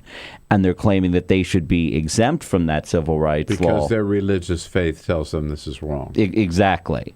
And I mean, this is an argument that has a pedigree. In the 1960s, one of the very common arguments that was used to against racial marriage equality was the notion that God put the different races on different continents, and it is not the role of man to interfere with that by allowing different races to intermarry. So there's a long history of using religion to justify various kinds of discrimination. Mm-hmm. The Supreme Court has consistently said, no, you can't do that. And the question is whether they will now eventually say that, well, if you're gay, you're your own little category, and the ordinary rule that religion doesn't allow discrimination doesn't apply to you. So what they want is a situation where, okay, same-sex marriage is the law of the land, is illegal in, pick a state, right? Mississippi. But if I'm a judge in Mississippi, I don't have to marry you. If I'm a florist, I don't have to serve you. If I'm a restaurant, I don't have to cater your wedding, right? No, that's exactly right. And I mean, it's disturbing. I mean, I think of those examples, the most disturbing one is the judge. Yeah. Because here you're talking about a public servant, and if you're a public servant, your job is to serve the public. If complying with the Constitution isn't something that you feel comfortable doing, then maybe judge isn't the right job for you. Yeah. And so you have those cases, and then of course you have private businesses. In the cases of the private businesses, in a state like Mississippi where there isn't a gay civil rights law, it's actually legal for them to refuse to serve to serve gay customers. So is this going to result in another round of lawsuits that end up at the Supreme Court? Well, they're all one more crack at it. Yeah, they're already starting. I mean, there was a case called Elaine Photography that the justices turned down. There's all kinds of cases in the state Supreme Court. There's a case working its way up the Colorado system right now involving a cake baker who doesn't want to serve cakes for same-sex couples at their wedding.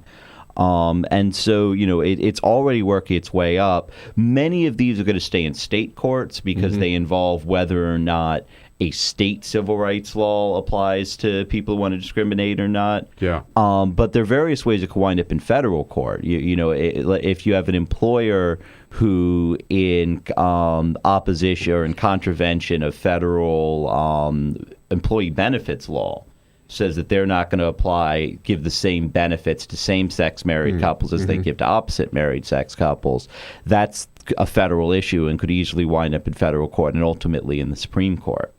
So, in other words, it's kind of like the war maybe is officially over, but there's still some skirmishes to be fought, huh? Right. And I mean, I think it's important to realize, these are folks who are really on the fringe at this point. Right. I mean, they're fast approaching, after the Civil Rights Act of 1964 was passed and it became illegal to to refuse to serve people because of race, there was a racist barbecue joint down in South Carolina that made this exact same argument. I'm racist and I think God's a racist too. And the Supreme Court said no way to him. So, this is something that's been around for a while. Right, yeah. Well, this too shall disappear. This may take a little time. Hey, Ian, thanks for bringing us up to date on all these good topics today. All right. Oh, thanks so much for having me. Good to see you, and say hello to all of our friends over at Think Progress. Tell Eager we'll be ready for him tomorrow morning. All right, I'll let him know. I'll be back and tell you what the president's up to today. This is the Bill Press Show.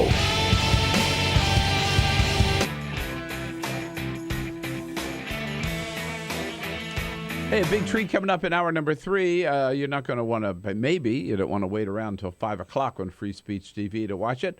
You always can. 5 p.m. East Coast on Free Speech, 4 Central. But you can watch it right away on TawkrTV, youtube.com/TawkrTV.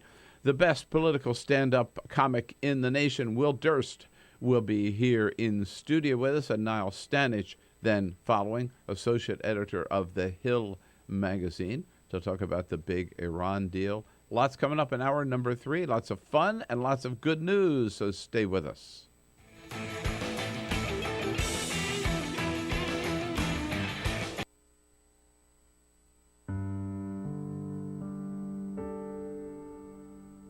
A few years ago, plastic bag waste in our city came to a tipping point. It was clear we had a bag problem.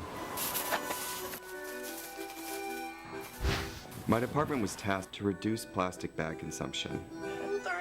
We needed to come up with ways to change human behavior. So we asked ourselves, would you like it back? What do people really hate? Yep. Getting punched in the stomach. Preliminary studies showed that the consequences weren't severe enough to warrant behavioral change. Actually, can I get that double bagged? So we thought, what do people hate more than getting punched in the stomach? Kissing Helga. Hey, big boy. People didn't find her so offensive after all, so we had to get creative. How many bags? Okay, now, pour this ice water down your pants. We tried everything.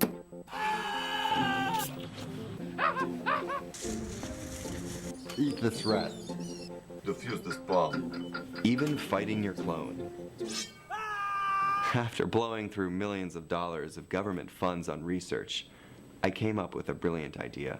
Why don't we just charge 5 cents per bag? That's a stupid idea. Would you like a bag? Yes. 5 cents a bag. 5 cents? 5 cents? Do I still have the option of getting punched? Honestly, I don't know how everyone else missed it. Why don't you just get a reusable bag?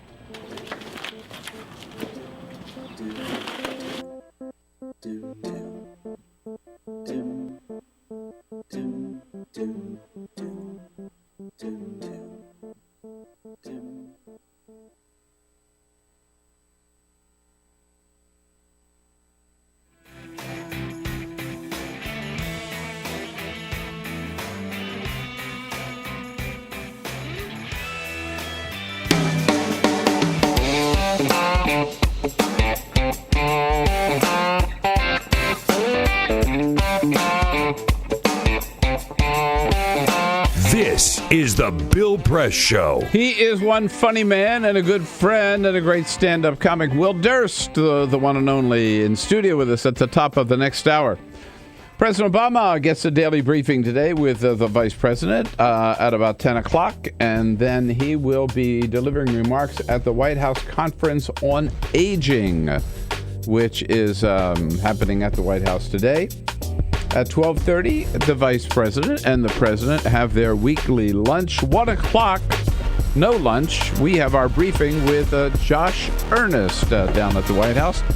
We'll be right back with Will Durst. This is the Bill Press Show.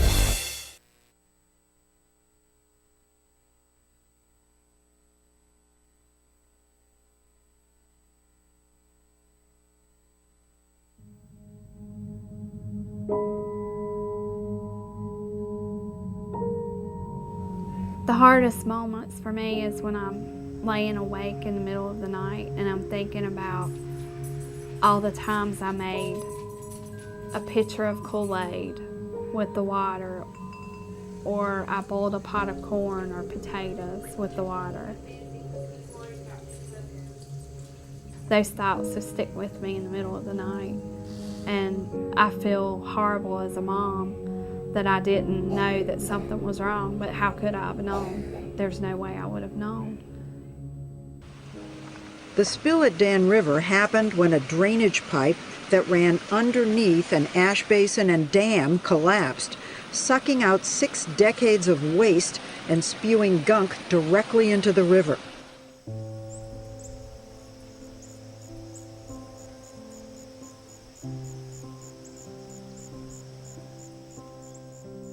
My husband and I just kind of looked at each other like, should we be concerned? We live right next to an ash pond, and this was coal ash spilling into the Dan River, and we learned at that point all of the toxins that were included in coal ash.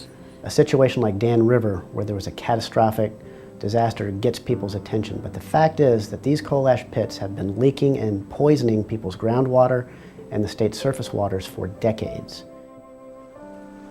Coal ash is the residue left behind after coal is burned in a coal-fired power plant. A large coal-fired power plant can burn 10 million tons of coal a year. When the organic matter in the coal is burned away, what's left behind are these trace minerals, things like arsenic, lead, mercury, selenium, and chromium. And these are highly concentrated. The coal ash can have concentrations of these contaminants that are 10 to 100 times greater than the level in the coals themselves. Coal ash pond number 1 is right behind my house, literally pretty much in my backyard. We were approached by a neighbor who was wanting to have their well tested, and we decided that maybe we should have ours tested as well. They found hexavalent chromium at 4.5 parts per billion. So in talking to the residents, we have discovered anecdotal evidence of an extraordinary number of cancers for this fairly small community.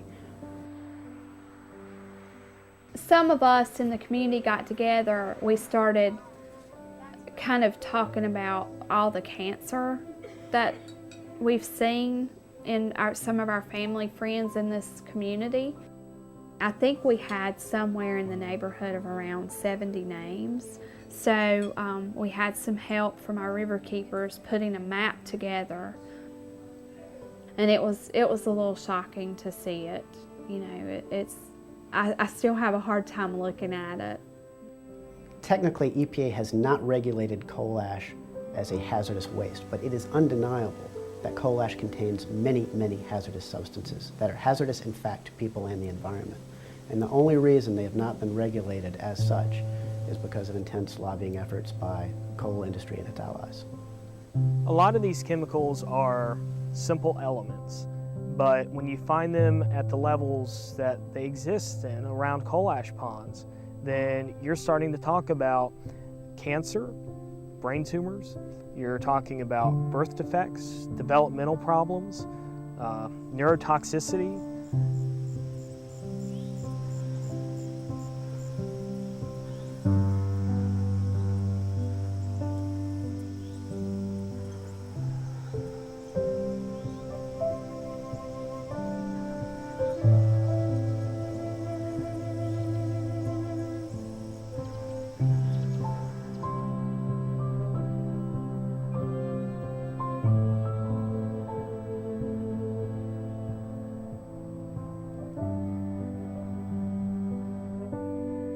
We began to look at legal options, cases that we could bring in court to protect communities and their citizens from these toxic leaking time bombs. In 2002, North Carolina enacted a public financing mechanism for judicial elections. This kept private money out of judicial elections. The repeal of the public financing program in judicial elections in North Carolina creates a dangerous precedent for all, and it gives corporate polluters and other special interests the opportunity to elect the judges that they want. And this is important for us all. Everyone should care about this, because when you think about the fact that the state and the federal government have basically abdicated their responsibility to regulate these issues, the state courts are the last stopgap. I think this is no longer a problem that's going to go under the radar. It has been exposed, and I am confident that we will ultimately, with the facts, win out and ensure that we have protected waterways.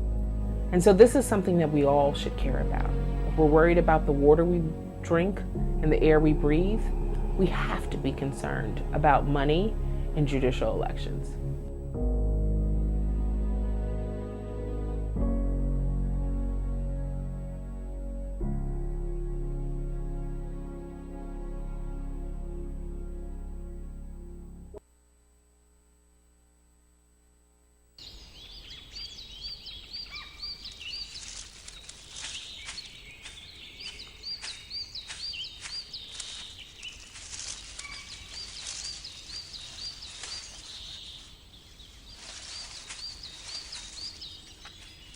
At Earth Justice, we defend the environment in the courtroom.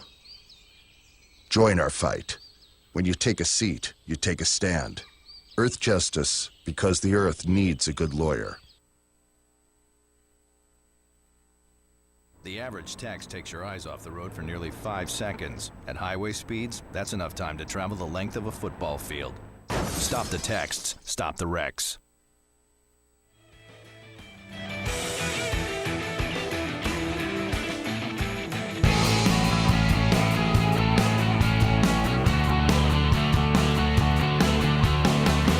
Broadcasting around the nation, on your radio, on your TV, and online. This is The Bill Press Show. Hey, we got a deal. Well, we got 2 deals. We got a deal on Greece, not going to go bankrupt after all, and looks like we got a deal on Iran, not building a nuclear bomb for at least 10 years. That'll be announced today. So, hey, this is like Vegas. Let's make a deal. We just did. Hello, everybody. Here we are, The Bill Press Show, Monday, July 13. Good to see you today. How about it? We are booming out to you all across this great country of ours, on the radio, on your local progressive talk radio station, and on Free Speech TV, if that's not big enough. Worldwide, we're with you on our video stream, youtube.com/TawkrTV, and we know all of you rushed to join in today because here we are. I mean, what a rare opportunity to welcome to the studio a good friend and the best political stand-up comic in the business today, Will Durst. Will, exactly. It's good to see you. Yeah. Thanks for having me, Mr. Press. Good to see you, man. Well, I am so glad. I'm thankful to President Obama because he scheduled the White House conference on the aging today, which brought you to town. I should go out and hand out my little 3x5 cards. Yeah. I mean, I figured that's why you're in town. Yeah, for the Institute of Aging, yes. Boomer raging. Aging. Yeah. The boomer raging. Yeah, it is. That's Will's show, which is playing right now here in D.C. Is this the world premiere of? No, it's the East Coast premiere. East Coast premiere, yeah. Okay. Of Boomer Raging. Boomer Raging from LSD to OMG. It's what happens when acid flashbacks meet dementia.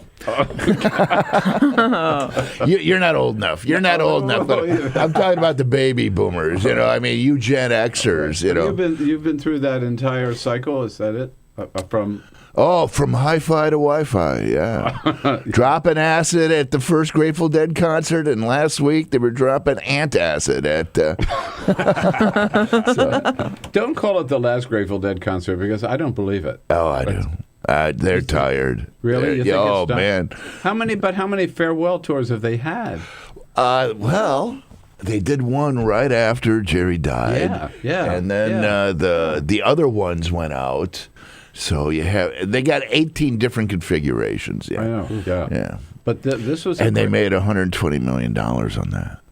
Whoa. On those 2 weeks. Really? Chicago and Santa Clara. Santa Clara. Yeah. Did you have $120 million? Amazing. No, I didn't have a taste. Okay. No. All right. They almost made as much money as Floyd Mayweather.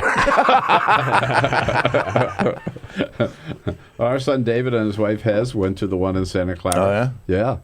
He's been a deadhead for a long time, and they loved it. I went to one concert when I moved to San Francisco, and when Jerry was still... Oh, yeah, at the Oakland Coliseum. Yeah. And I walked through the parking lot, and the parking lot was more fun than the concert. I got to tell you. Yeah. I need a miracle. I was walking. Carol and I were walking with our son Mark, who was going to college in Portland, Oregon. We were walking along the riverfront in Portland, Oregon, one evening, and ran into Jerry Garcia. Wow! He was just out for a walk, maybe with a friend, but whatever. Just they were doing a concert, a series or whatever, a couple of concerts in Portland, and he just out for a walk along the river. And recognized him, and he's from Marin County, we are. Yeah. And we had this great visit with him. It was just so otherworldly. That's serendipity. Yeah, it really was. They used to have a comedy club in it was the Reno Hilton for a while, and it was in the middle of. It had the largest stage. Now I think it's the Grand Sierra, but they started doing concerts in the parking lot, and they had the Dead there. One time that I was working in the little comedy club. So I'm there when the Dead are, and you have all these people wandering through the casino, right? Staring, because the floors, the carpeting at a casino, they always try to confuse you. And there's people who are getting off on the floor. There was a dog born in one of the hotel rooms. There was a litter of dogs. And then I remember on the stairwells, someone lit up a hibachi and was trying to cook their own meat, and the management hated it. I mean, we heard stories, just hysterical stories of, just deadheads hanging out and clogging up the casino, sitting on chairs and spinning and twirling on those little chairs and never spending any money. It was hysterical. Talk about a culture clash here. Yeah. So Will's here with us for the first half hour, and then we'll get right into Boomer Raging here. Elisa Murphy, Jamie Benson, Cyprian Boulding is back, our team. We'll get right to it, but first, Jamie starts us off with the big stories of the day here. Just a couple of other stories on this Monday morning. You remember back in 2008, leading up to Obama's election, the Hope posters. Hope and Change. Blue and red posters. That was Shepard Fairey. He's a street artist. He was arrested last week in Los Angeles. He's charged with vandalizing over a dozen buildings in the city of Detroit, of all places. He was actually brought there for some commissioned work. One of the big buyers there was the Cleveland Cavaliers owner Dan Gilbert, who owns several buildings in downtown Detroit. He, in the past, Dan Gilbert, interestingly enough, has aggressively pursued vandals of his buildings. But in this case, he wanted Shepard Fairey to come. Those in the art community in Detroit think the county, Wayne County in Michigan, are picking the wrong battle. Folks in the art community think, well, he's bringing good press, with the street art in downtown Detroit, but they want to go after him. I don't know. From what I've seen, I think street art on buildings in downtown Detroit would be an improvement. Exactly. Over the course of the past 2 weeks, two members of the Florida State University football team, DeAndre Johnson and Dalvin Cook, have been linked to assault charges in or nearby bars in Tallahassee. This isn't the first time an FSU football player has been in trouble with the law. We all know. That's an understatement. Mr. Crablegs himself, Jameis Winston, now a NFL player with the Tampa Bay Buccaneers. Head coach Jimbo Fisher at FSU has had enough. He met with his players on Saturday and outlined his expectations. One of the expectations includes a program-wide ban on bars. No word on how the university plans to enforce that rule. That's going to get a little murky. Tricky. Yeah. As of right now, the only place you can buy Duff beer, the alcoholic brew of choice in the animated series The Simpsons, which we've been talking a lot. This was Ted Cruz, of course, doing his impressions. The only place you can get it right now is at Simpson-themed bars within the Universal Studios theme parks. So not sold commercially in the U.S. That's all going to change within the next few months. 21st Century Fox is working with a brewmaster in Britain to perfect the recipe of Duff beer and then begin selling the beer in stores. And it's going to start in the South American country of Chile. Why in Chile? So the studio has actually been fighting unauthorized versions of Duff beer there. They've been doing it in other countries as well. They've been most successful with those fights in Chile. Oh, I see. So we'll see how it goes. Reward them by giving them the first. Exactly. We'll see how it goes. In Australia, they tried this last year at Woolworths, the grocery store. They stopped after 10 months. Woolworths? We remember Woolworths in Australia. Yeah. They stopped after 10 months because they got scared. Maybe children were showing interest in Duff beer. So It's a tough thing there. It's a kid show, adult show. Oh, settle down. Right. It's beer. It's beer. It'll be exciting. Well, the thing is, in Australia, I think you can drink beer like at 16. Is it? Yeah. Yeah. Right. All right, Jamie. Thank you indeed. And we're not going back to drachmas, so I can put my drachmas away, right? They're going to stay with the euro? Yeah, they're going to stay with the euro, Yeah. right. Yeah. So it looks like that, for at least for now, right? Man, I tell you, what an experience. I mean, this whole, tell us about LS. How do you feel about having gone from LSD to OMG? Well, what happened was I wrote tell us about the show. Yeah. I got to do one-man shows now. I'm too old for the comedy clubs and not famous enough. So even though people are seeing me on TV, I go to the comedy club, and the average age of a comedy club is 18 to 35, which was great when I was 18 to 35, but now that I'm approaching 40, exactly. 39. Yeah. So the kids just stare at me like, why is this bitter old man lecturing me? So I need my audience, and they will still go to theaters. And I love theaters. Bill, I mean, they're facing forward. They're sitting semi-erect. They're listening to the words. And so I started doing... And you're on stage. You've got the whole... Yes, and you don't have the show Poison before you go on. You don't have some guy talking about, excretions of the bodily fluids and stuff. So you get to command the whole stage, and you can steer the ship. So I did a show at the end of the Bush administration called the All-American Sport of Bipartisan Bashing, and that did well. We did it off-Broadway in New York. And then in 2012, I did a show in San Francisco called Elect to Laugh.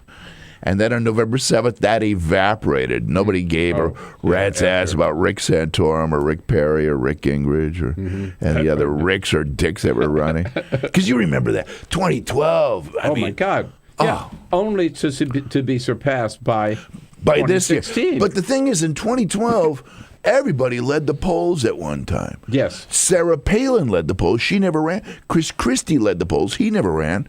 Rick Perry led the polls until he ran.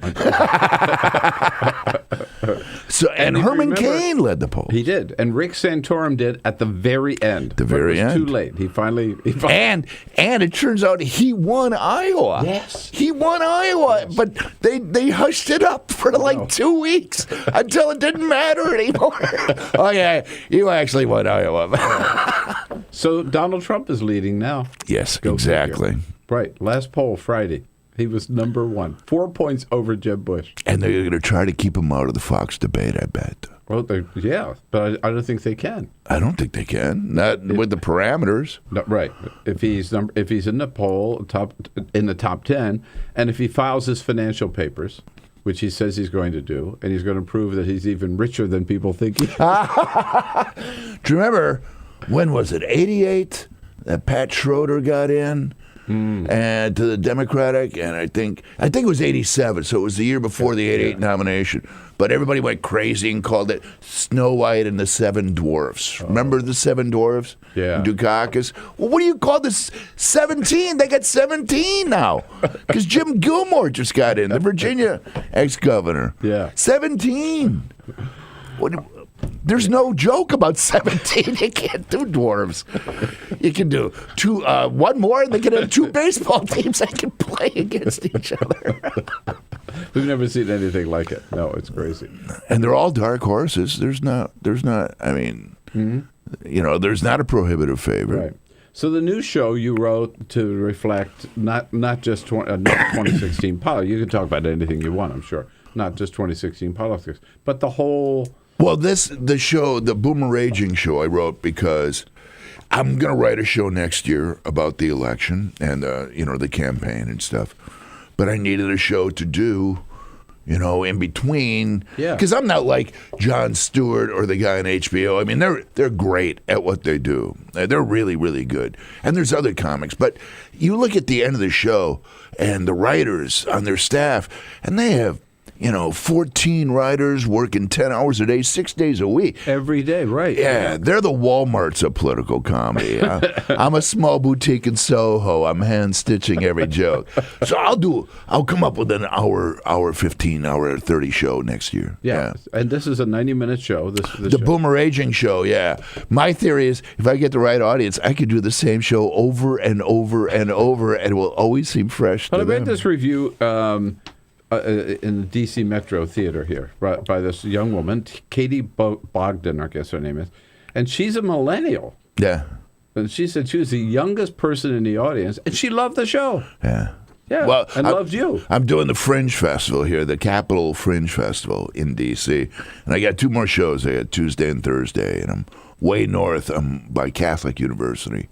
But it's a lot of fun. It's and I love D.C. audiences because they read, or they know somebody who does. Oh yeah, I mean, I'm sure politically they get every reference right to. And I have an overhead projector that I take with me. So I don't know if you remember the overhead projectors. I do, but I thought they had gone with the way of the fax machine. 3M stopped making the overhead projector a couple years ago. Yeah. So what do you use it for? Pictures of? I do the typical teacher thing, but then I have a little segment where I talk about the presidents of the baby boomers and how they were all connected to either Nixon or Kennedy, and I prove it on the overhead projector, even up till today, even the 2016 election. Really? All connected to? Nixon or Kennedy, yes, that we are children of Nixon or Kennedy. Oh, my God. That scares me. And you know what's amazing? Particularly the Nixon part. But how close they were to each other compared to today.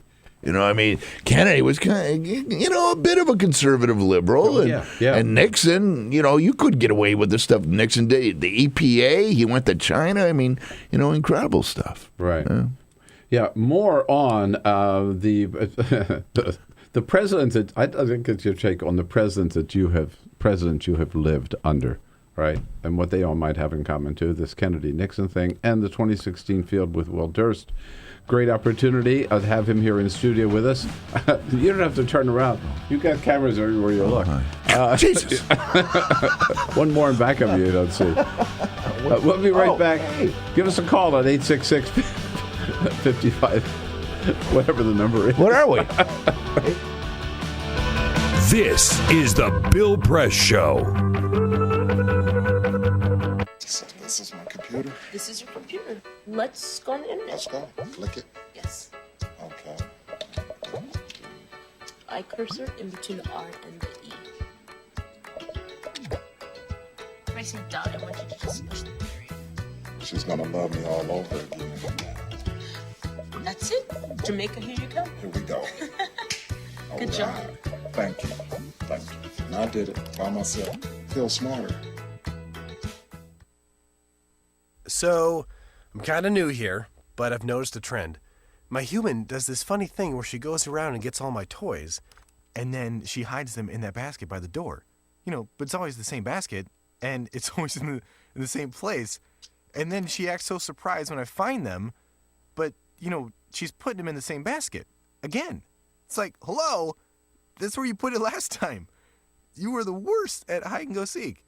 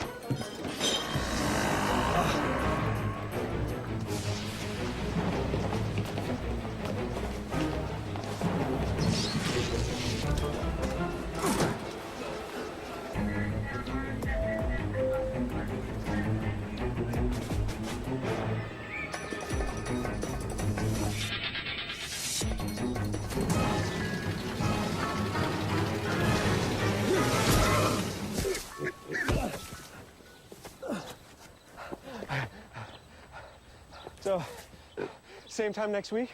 Well, of course. Put away a few bucks, feel like $1 million. For free tips to help you save, go to Feed the Pig.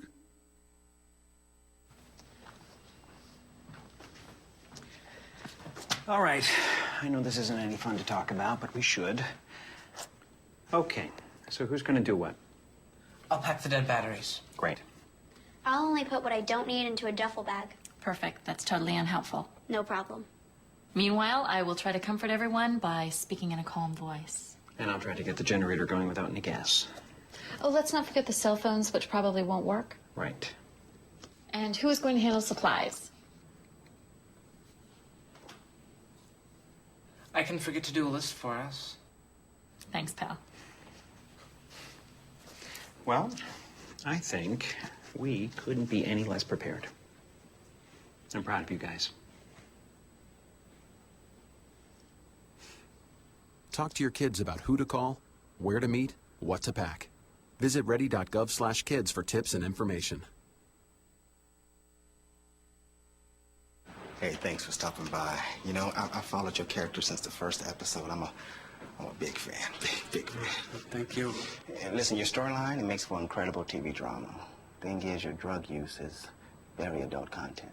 Too adult for the kids. So I'm gonna have to block you. Oh, man.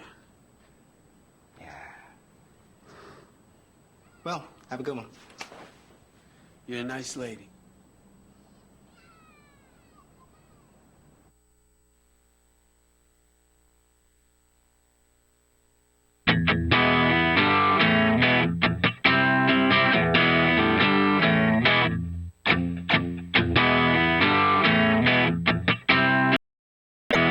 Show. Here it is if you're anywhere near Washington, D.C. Boomeraging from LSD to OMG. I love that. It is now part of the Capital Fringe Festival. And capitalfringe.org or willdurst.com. Okay, willdurst.com, capitalfringe.org, and you can catch out shows coming up Tuesday and Thursday, right? Right. Before you head off. And then head back to San Francisco and then go to Edinburgh for the month of August. Man. I know. So have you ever had as much fun as we've been having with Donald Trump? Isn't that unfair? Isn't it a gift from... It's unfair to the rest of the poor Republican candidates that this guy who will say anything, and all the Flippo units and all the wingnuts of the Republican Party go, he's telling the truth. Yeah. And none of the rest of them can say anything about him because they don't want to alienate the base. Right. You know? So... there he is. And no one's asked him. Oh, actually, I think The Guardian from England asked him for his birth certificate, and he refused to reveal it. No. Yes. You know what? That is... I wish I had thought of that. Yeah. That is brilliant. Where's his birth certificate? Yeah. He still says he's not sure that President Obama was born in this country. I was at the White House the day that the White House, in response to Trump, 4 years ago, released the whole thing, the whole document. They went to Hawaii, got the document, brought it back, came in the press room, handed it out to all of us. And they had to get a release from the state of Hawaii. Yeah. They had to petition the state of Hawaii for the long form. Yeah, he's just... I thought he was just publicizing his little reality show. Right. Yeah. But then NBC pulled the plug, and so maybe, or unless he's trying to get it somewhere else. Last night was the Miss USA pageant. Miss Oklahoma won, in case you didn't know. And Donald Trump did not even show up. Oh, really? He's moved beyond that now. Yeah. Did anybody air it? The Miss USA pageant? I don't know. Nope. Anyhow, Will Durst, so good to see you. Hey, thanks for coming in. Bill Press, and I got you a CD show.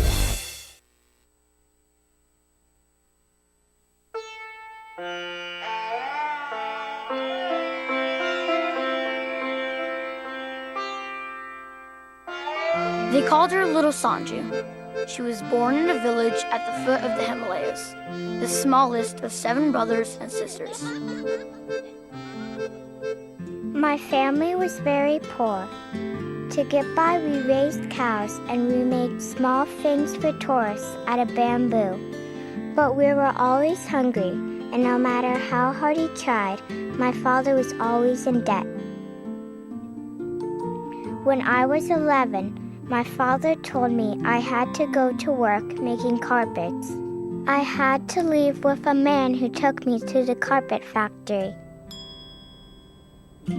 The broker who took me away got paid, but they never paid my father anything. I made knots from 4 in the morning until 8 at night.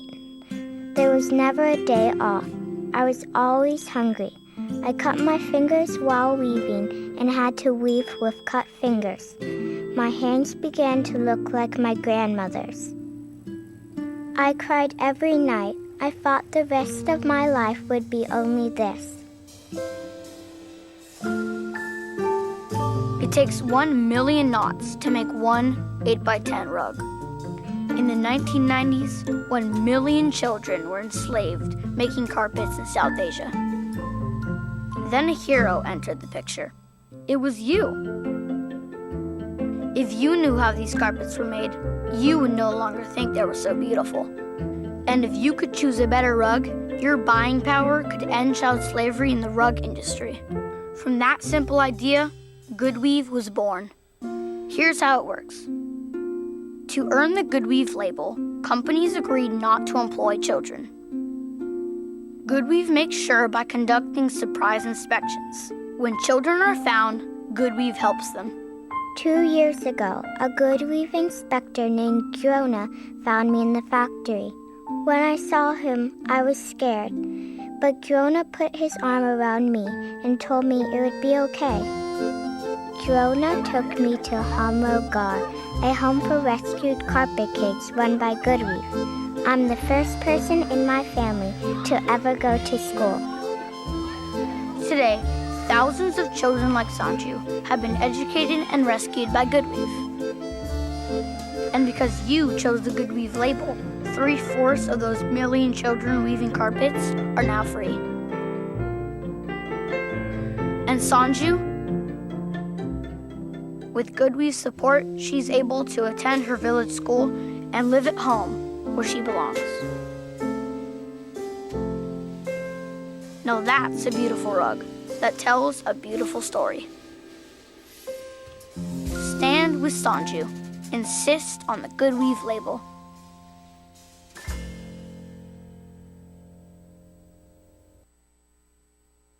The average text takes your eyes off the road for nearly 5 seconds. At highway speeds, that's enough time to travel the length of a football field. Stop the texts, stop the wrecks.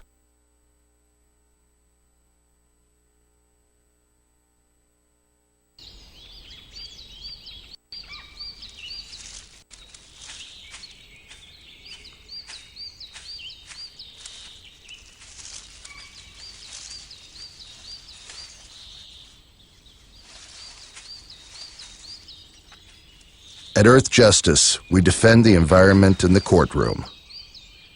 Join our fight. When you take a seat, you take a stand. Earth Justice, because the Earth needs a good lawyer.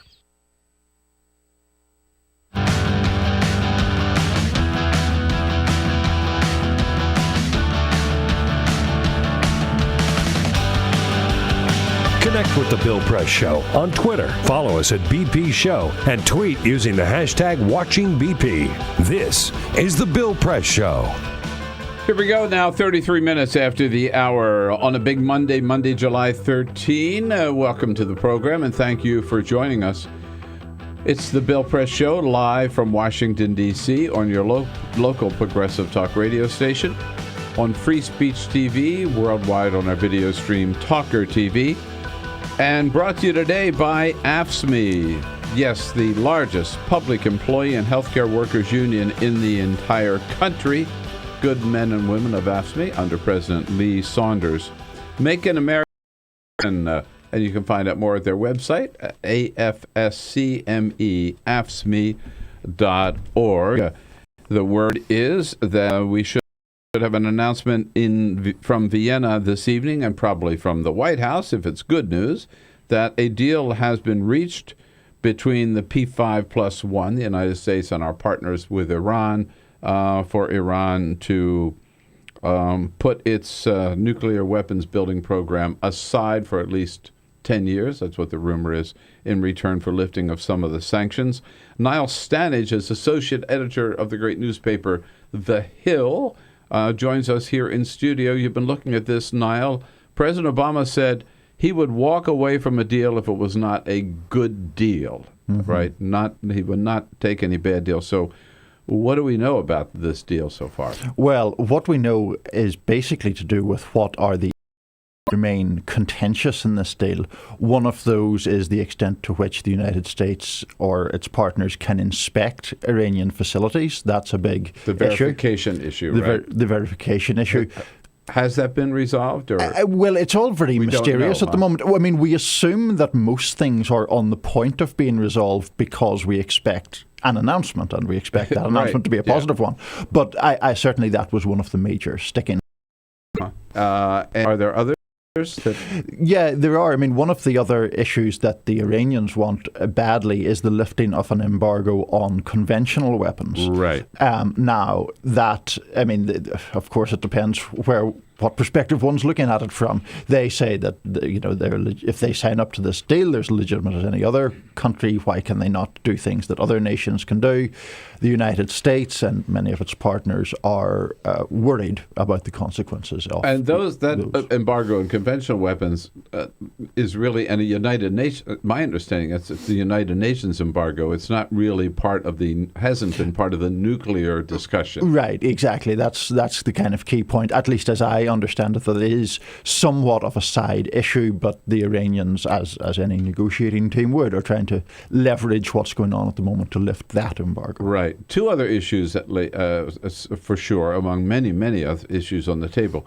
The length of time that Iran would agree to. 10 years is what I've seen. Is that what you're hearing as well? Yes, 10 years seems to be the guideline. That seems to be what all the reports indicate.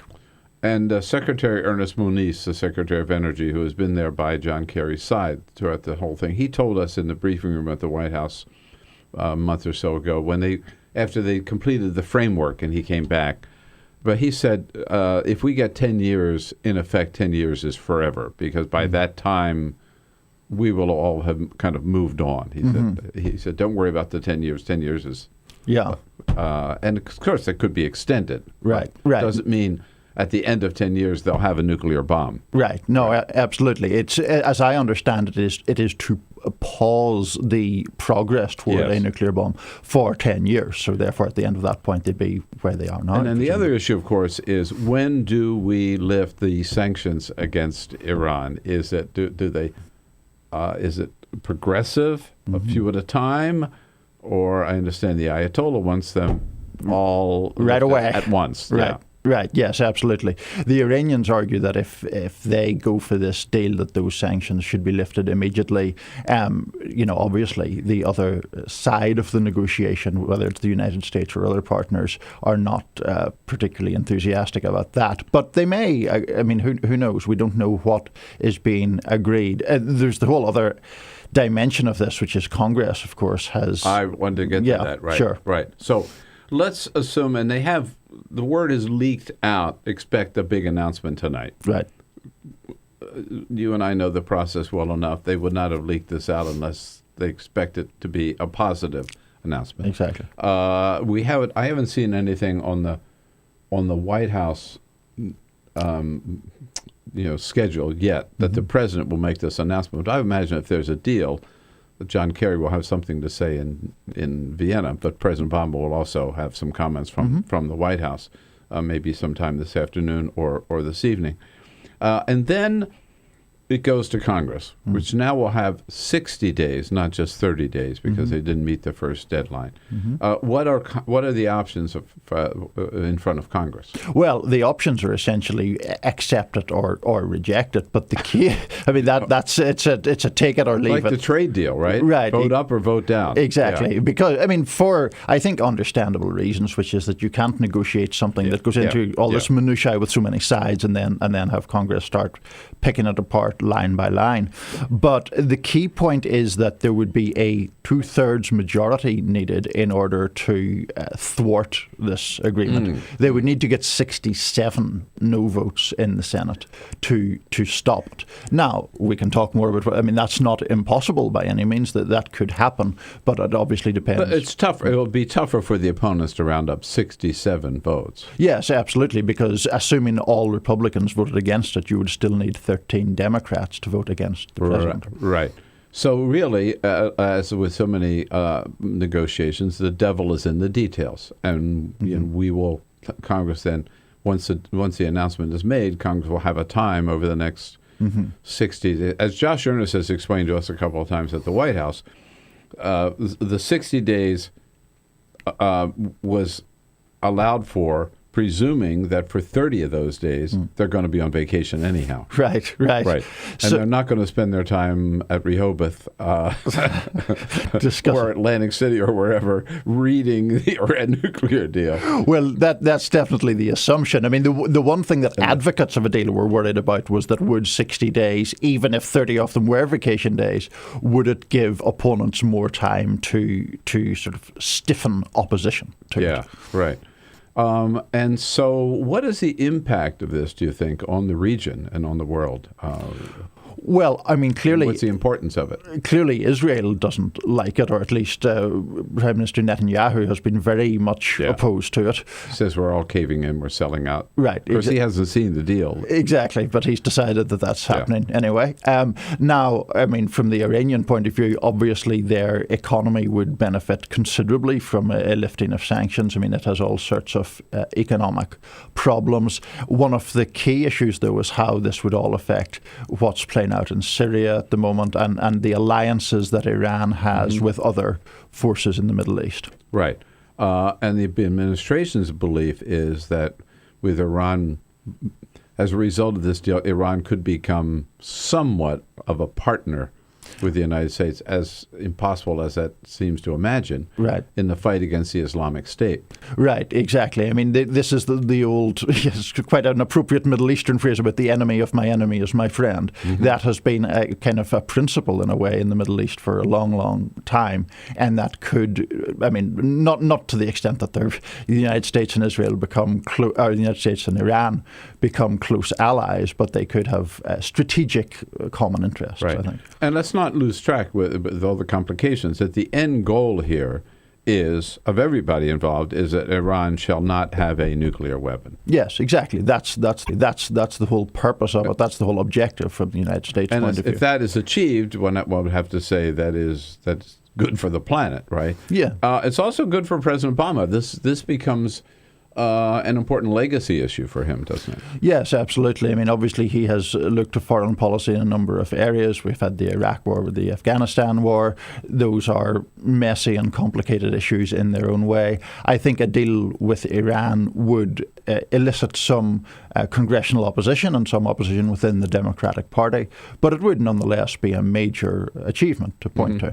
You know, and related in terms of stability is the deal with Greece. I mean, President Obama has sort of been hands off on that, but they have told us at the White House, and he's made it very clear that what he was hoping would happen seems to be what happened, that the European leaders would come up with some offer that Greece could accept. Yes. Or Greece come up with an offer the European leaders could accept, but which would enable Greece to stay in the Eurozone and continue with the Euro, and it looks like that's what's going to happen. Yes, it looks like it at this point. I mean, obviously there were very difficult talks over the past couple of days, and without getting into the intricacies of the Euro, I think the United States and the administration's concern was that the Euro would begin to unravel if Greece left, and it appears right now that isn't going to happen. Right. And it looks like the Greek people voted no, which is what their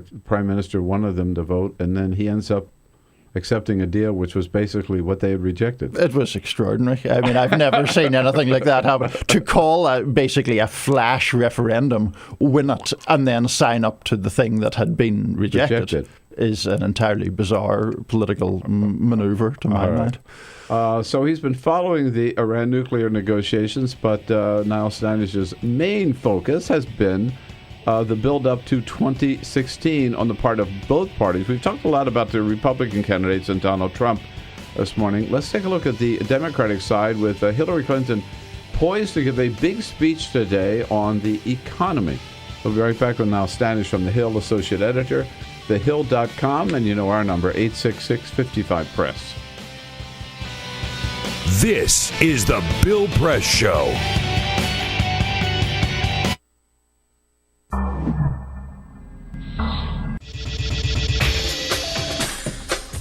Tune into Free Speech TV for Democracy Now!, a national, independent, award-winning news program bringing you people and perspectives rarely seen on corporate media. I'm the retired bishop with the Episcopal Church as the bishop for all chaplains in federal service. I read that there was a group of people that represented a sense of injustice that I had. We'd lost Zuccotti. I mean, there was a kind of a hope that maybe Trinity Church would be gracious and give refuge. We picked this day where we would gather and demonstrate that Trinity was closing its ears to what was happening. We marched around the block, and I realized that, my goodness, they're carrying a ladder. And I thought, well, this is the moment.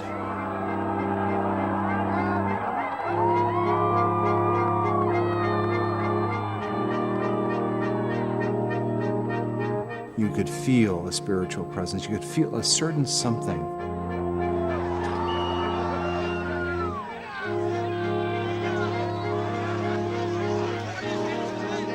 And then the cops came in. It got brutal. Yeah, I'm with you right here. Robin, I'm here. The church needed, in this moment in history, to stand alongside of these protesters. The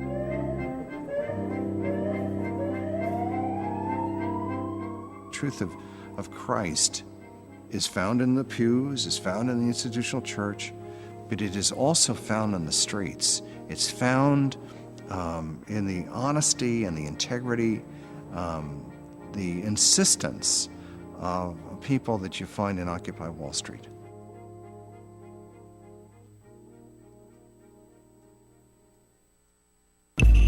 Tune in to Gay USA with hosts Ann Northrup and Andy Hum for in-depth coverage of lesbian, gay, bisexual, and transgender news. Watch Gay USA every week, only on Free Speech TV.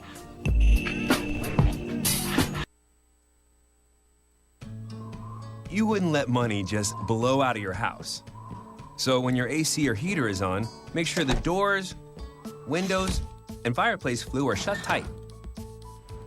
If you're headed out, turn down the AC or lower the heat by 10 degrees. And always keep your water heater set at 120. A little bit of common sense goes a long way. Get more great tips at energysaver.gov.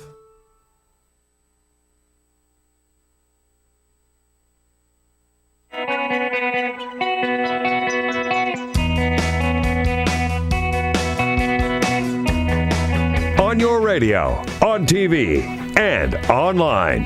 This is The Bill Press Show. Monday, July 13, 12 minutes before the top of the hour, here with Niall Stanage from The Hill. You ought to check out The Hill, thehill.com, your best source of information on what's happening anywhere in Washington, D.C., or around the country, in fact, but particularly focused on the Congress and the White House. And on Tuesdays on thehill.com, you can find my column. Niall Stanage is associate editor. So, Niall, yesterday, Senator Bernie Sanders who has been electrifying crowds in the Democratic nomination contest. He was on Face the Nation. He followed Speaker John Boehner, where John Boehner said that Bernie was out of touch with mainstream America. Bernie fires back. All right. Well, let me respond to that issue by issue, and you determine who's out of the mainstream. I want to raise the minimum wage to $15 an hour. Recent Wall Street Journal poll said a majority of the American people want to do that. John Boehner is not going to even bring up any legislation in the House to raise the minimum wage at all, and many of his members want to do away with the concept of the minimum wage. So you decide who's it. Is Bernie kind of fighting back on the issues, which and he really has shaped the debate.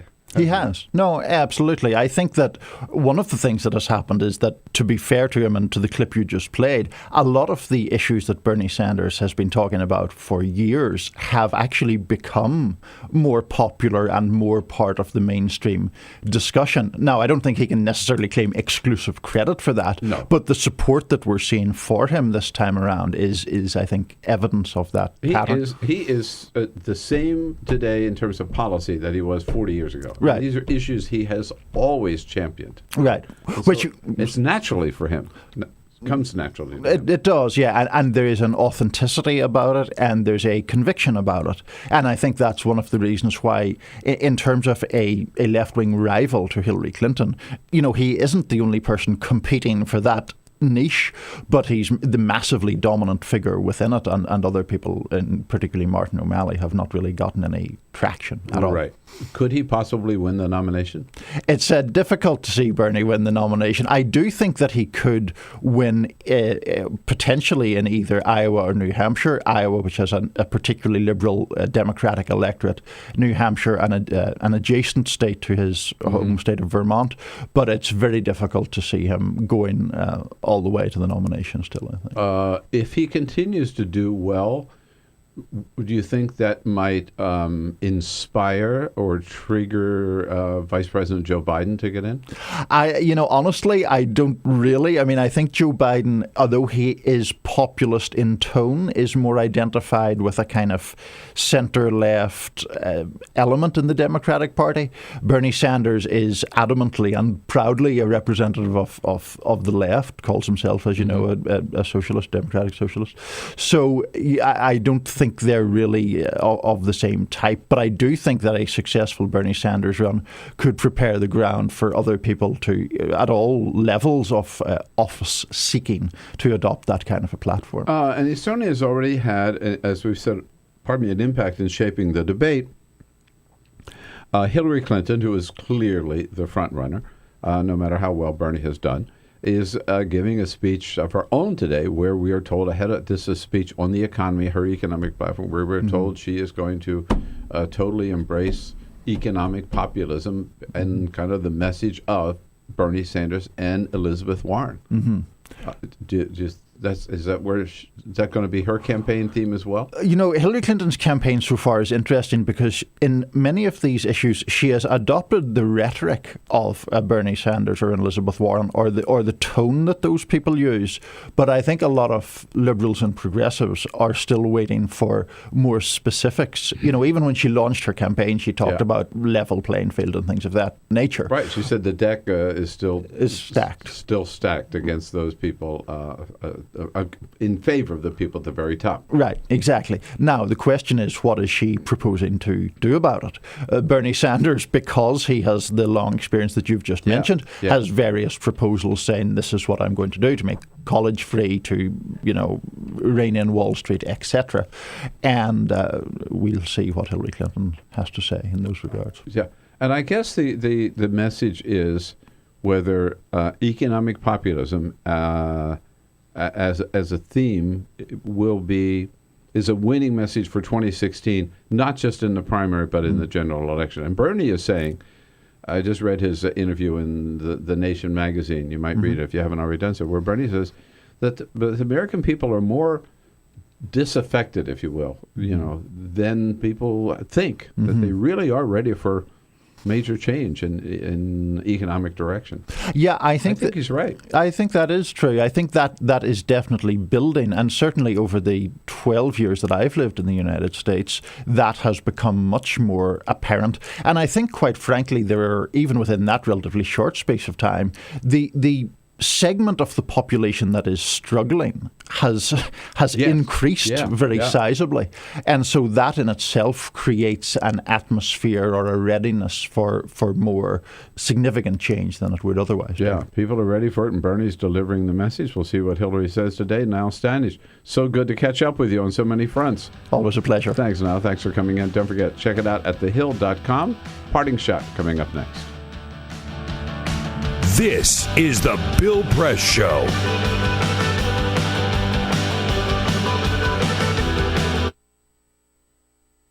It is possible to read the history of this country as one long struggle to extend the liberties established in our Constitution to everyone in America. In other words, who, according to our laws and culture, gets to be considered a person? The law creates legal personhood, and movements create law and change culture.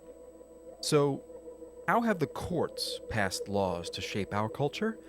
That history goes way back before Citizens United. 1819, Dartmouth College versus Woodward, Supreme Court case, turned a corporate charter from a government-granted charter to a contract. This ruling gave corporations standing within the Constitution. 1886, Santa Clara County versus Southern Pacific Railroad. Though the court did not rule on corporate personhood, the decision was subsequently cited as a precedent to hold that a private corporation is entitled to the same 14th Amendment rights of due process and equal protection as human beings. This makes it impossible for us to make laws that treat local businesses any differently than giant multinational corporations, even if their business practices are deemed to be harmful to workers, the environment and communities, or if they have a history of violating the law. Hale versus Henkel, 1906. The court granted corporations the Fourth Amendment search and seizure protection. Dodge versus Ford Motor Company, 1919. The Michigan Supreme Court says the business corporation is organized and carried on primarily for the profit of the stockholders. Stockholder primacy is established. The purpose of the corporation, according to the court, is no longer to serve the public good, as it had been. It is now to maximize profit for shareholders above all else. Pennsylvania Coal Company versus Mahon, 1922. Corporations get the Fifth Amendment takings clause, meaning if you pass a regulation that impacts a corporation's ability to make a profit, that is deemed a taking, and they can sue for the right to future profits lost. This creates a chilling effect, and local and state governments become much more hesitant to pass laws in the public interest for fear that corporations can claim loss of potential profits that cities and states will be on the hook to pay. Buckley versus Vallejo, 1976. The Supreme Court rules that spending money to influence elections is protected under the First Amendment, in effect saying that money is speech. Citizens United versus Federal Election Commission, 2010. Today, the Supreme Court of Chief Justice John Roberts declared that because of the alchemy of its 19th century predecessors in deciding that corporations had all the rights of people, any restrictions on how these corporate beings spend their money on political advertising are unconstitutional. The court's ruling threatens to undermine the integrity of elected institutions across the nation. It's a rejection of the common sense of the American people.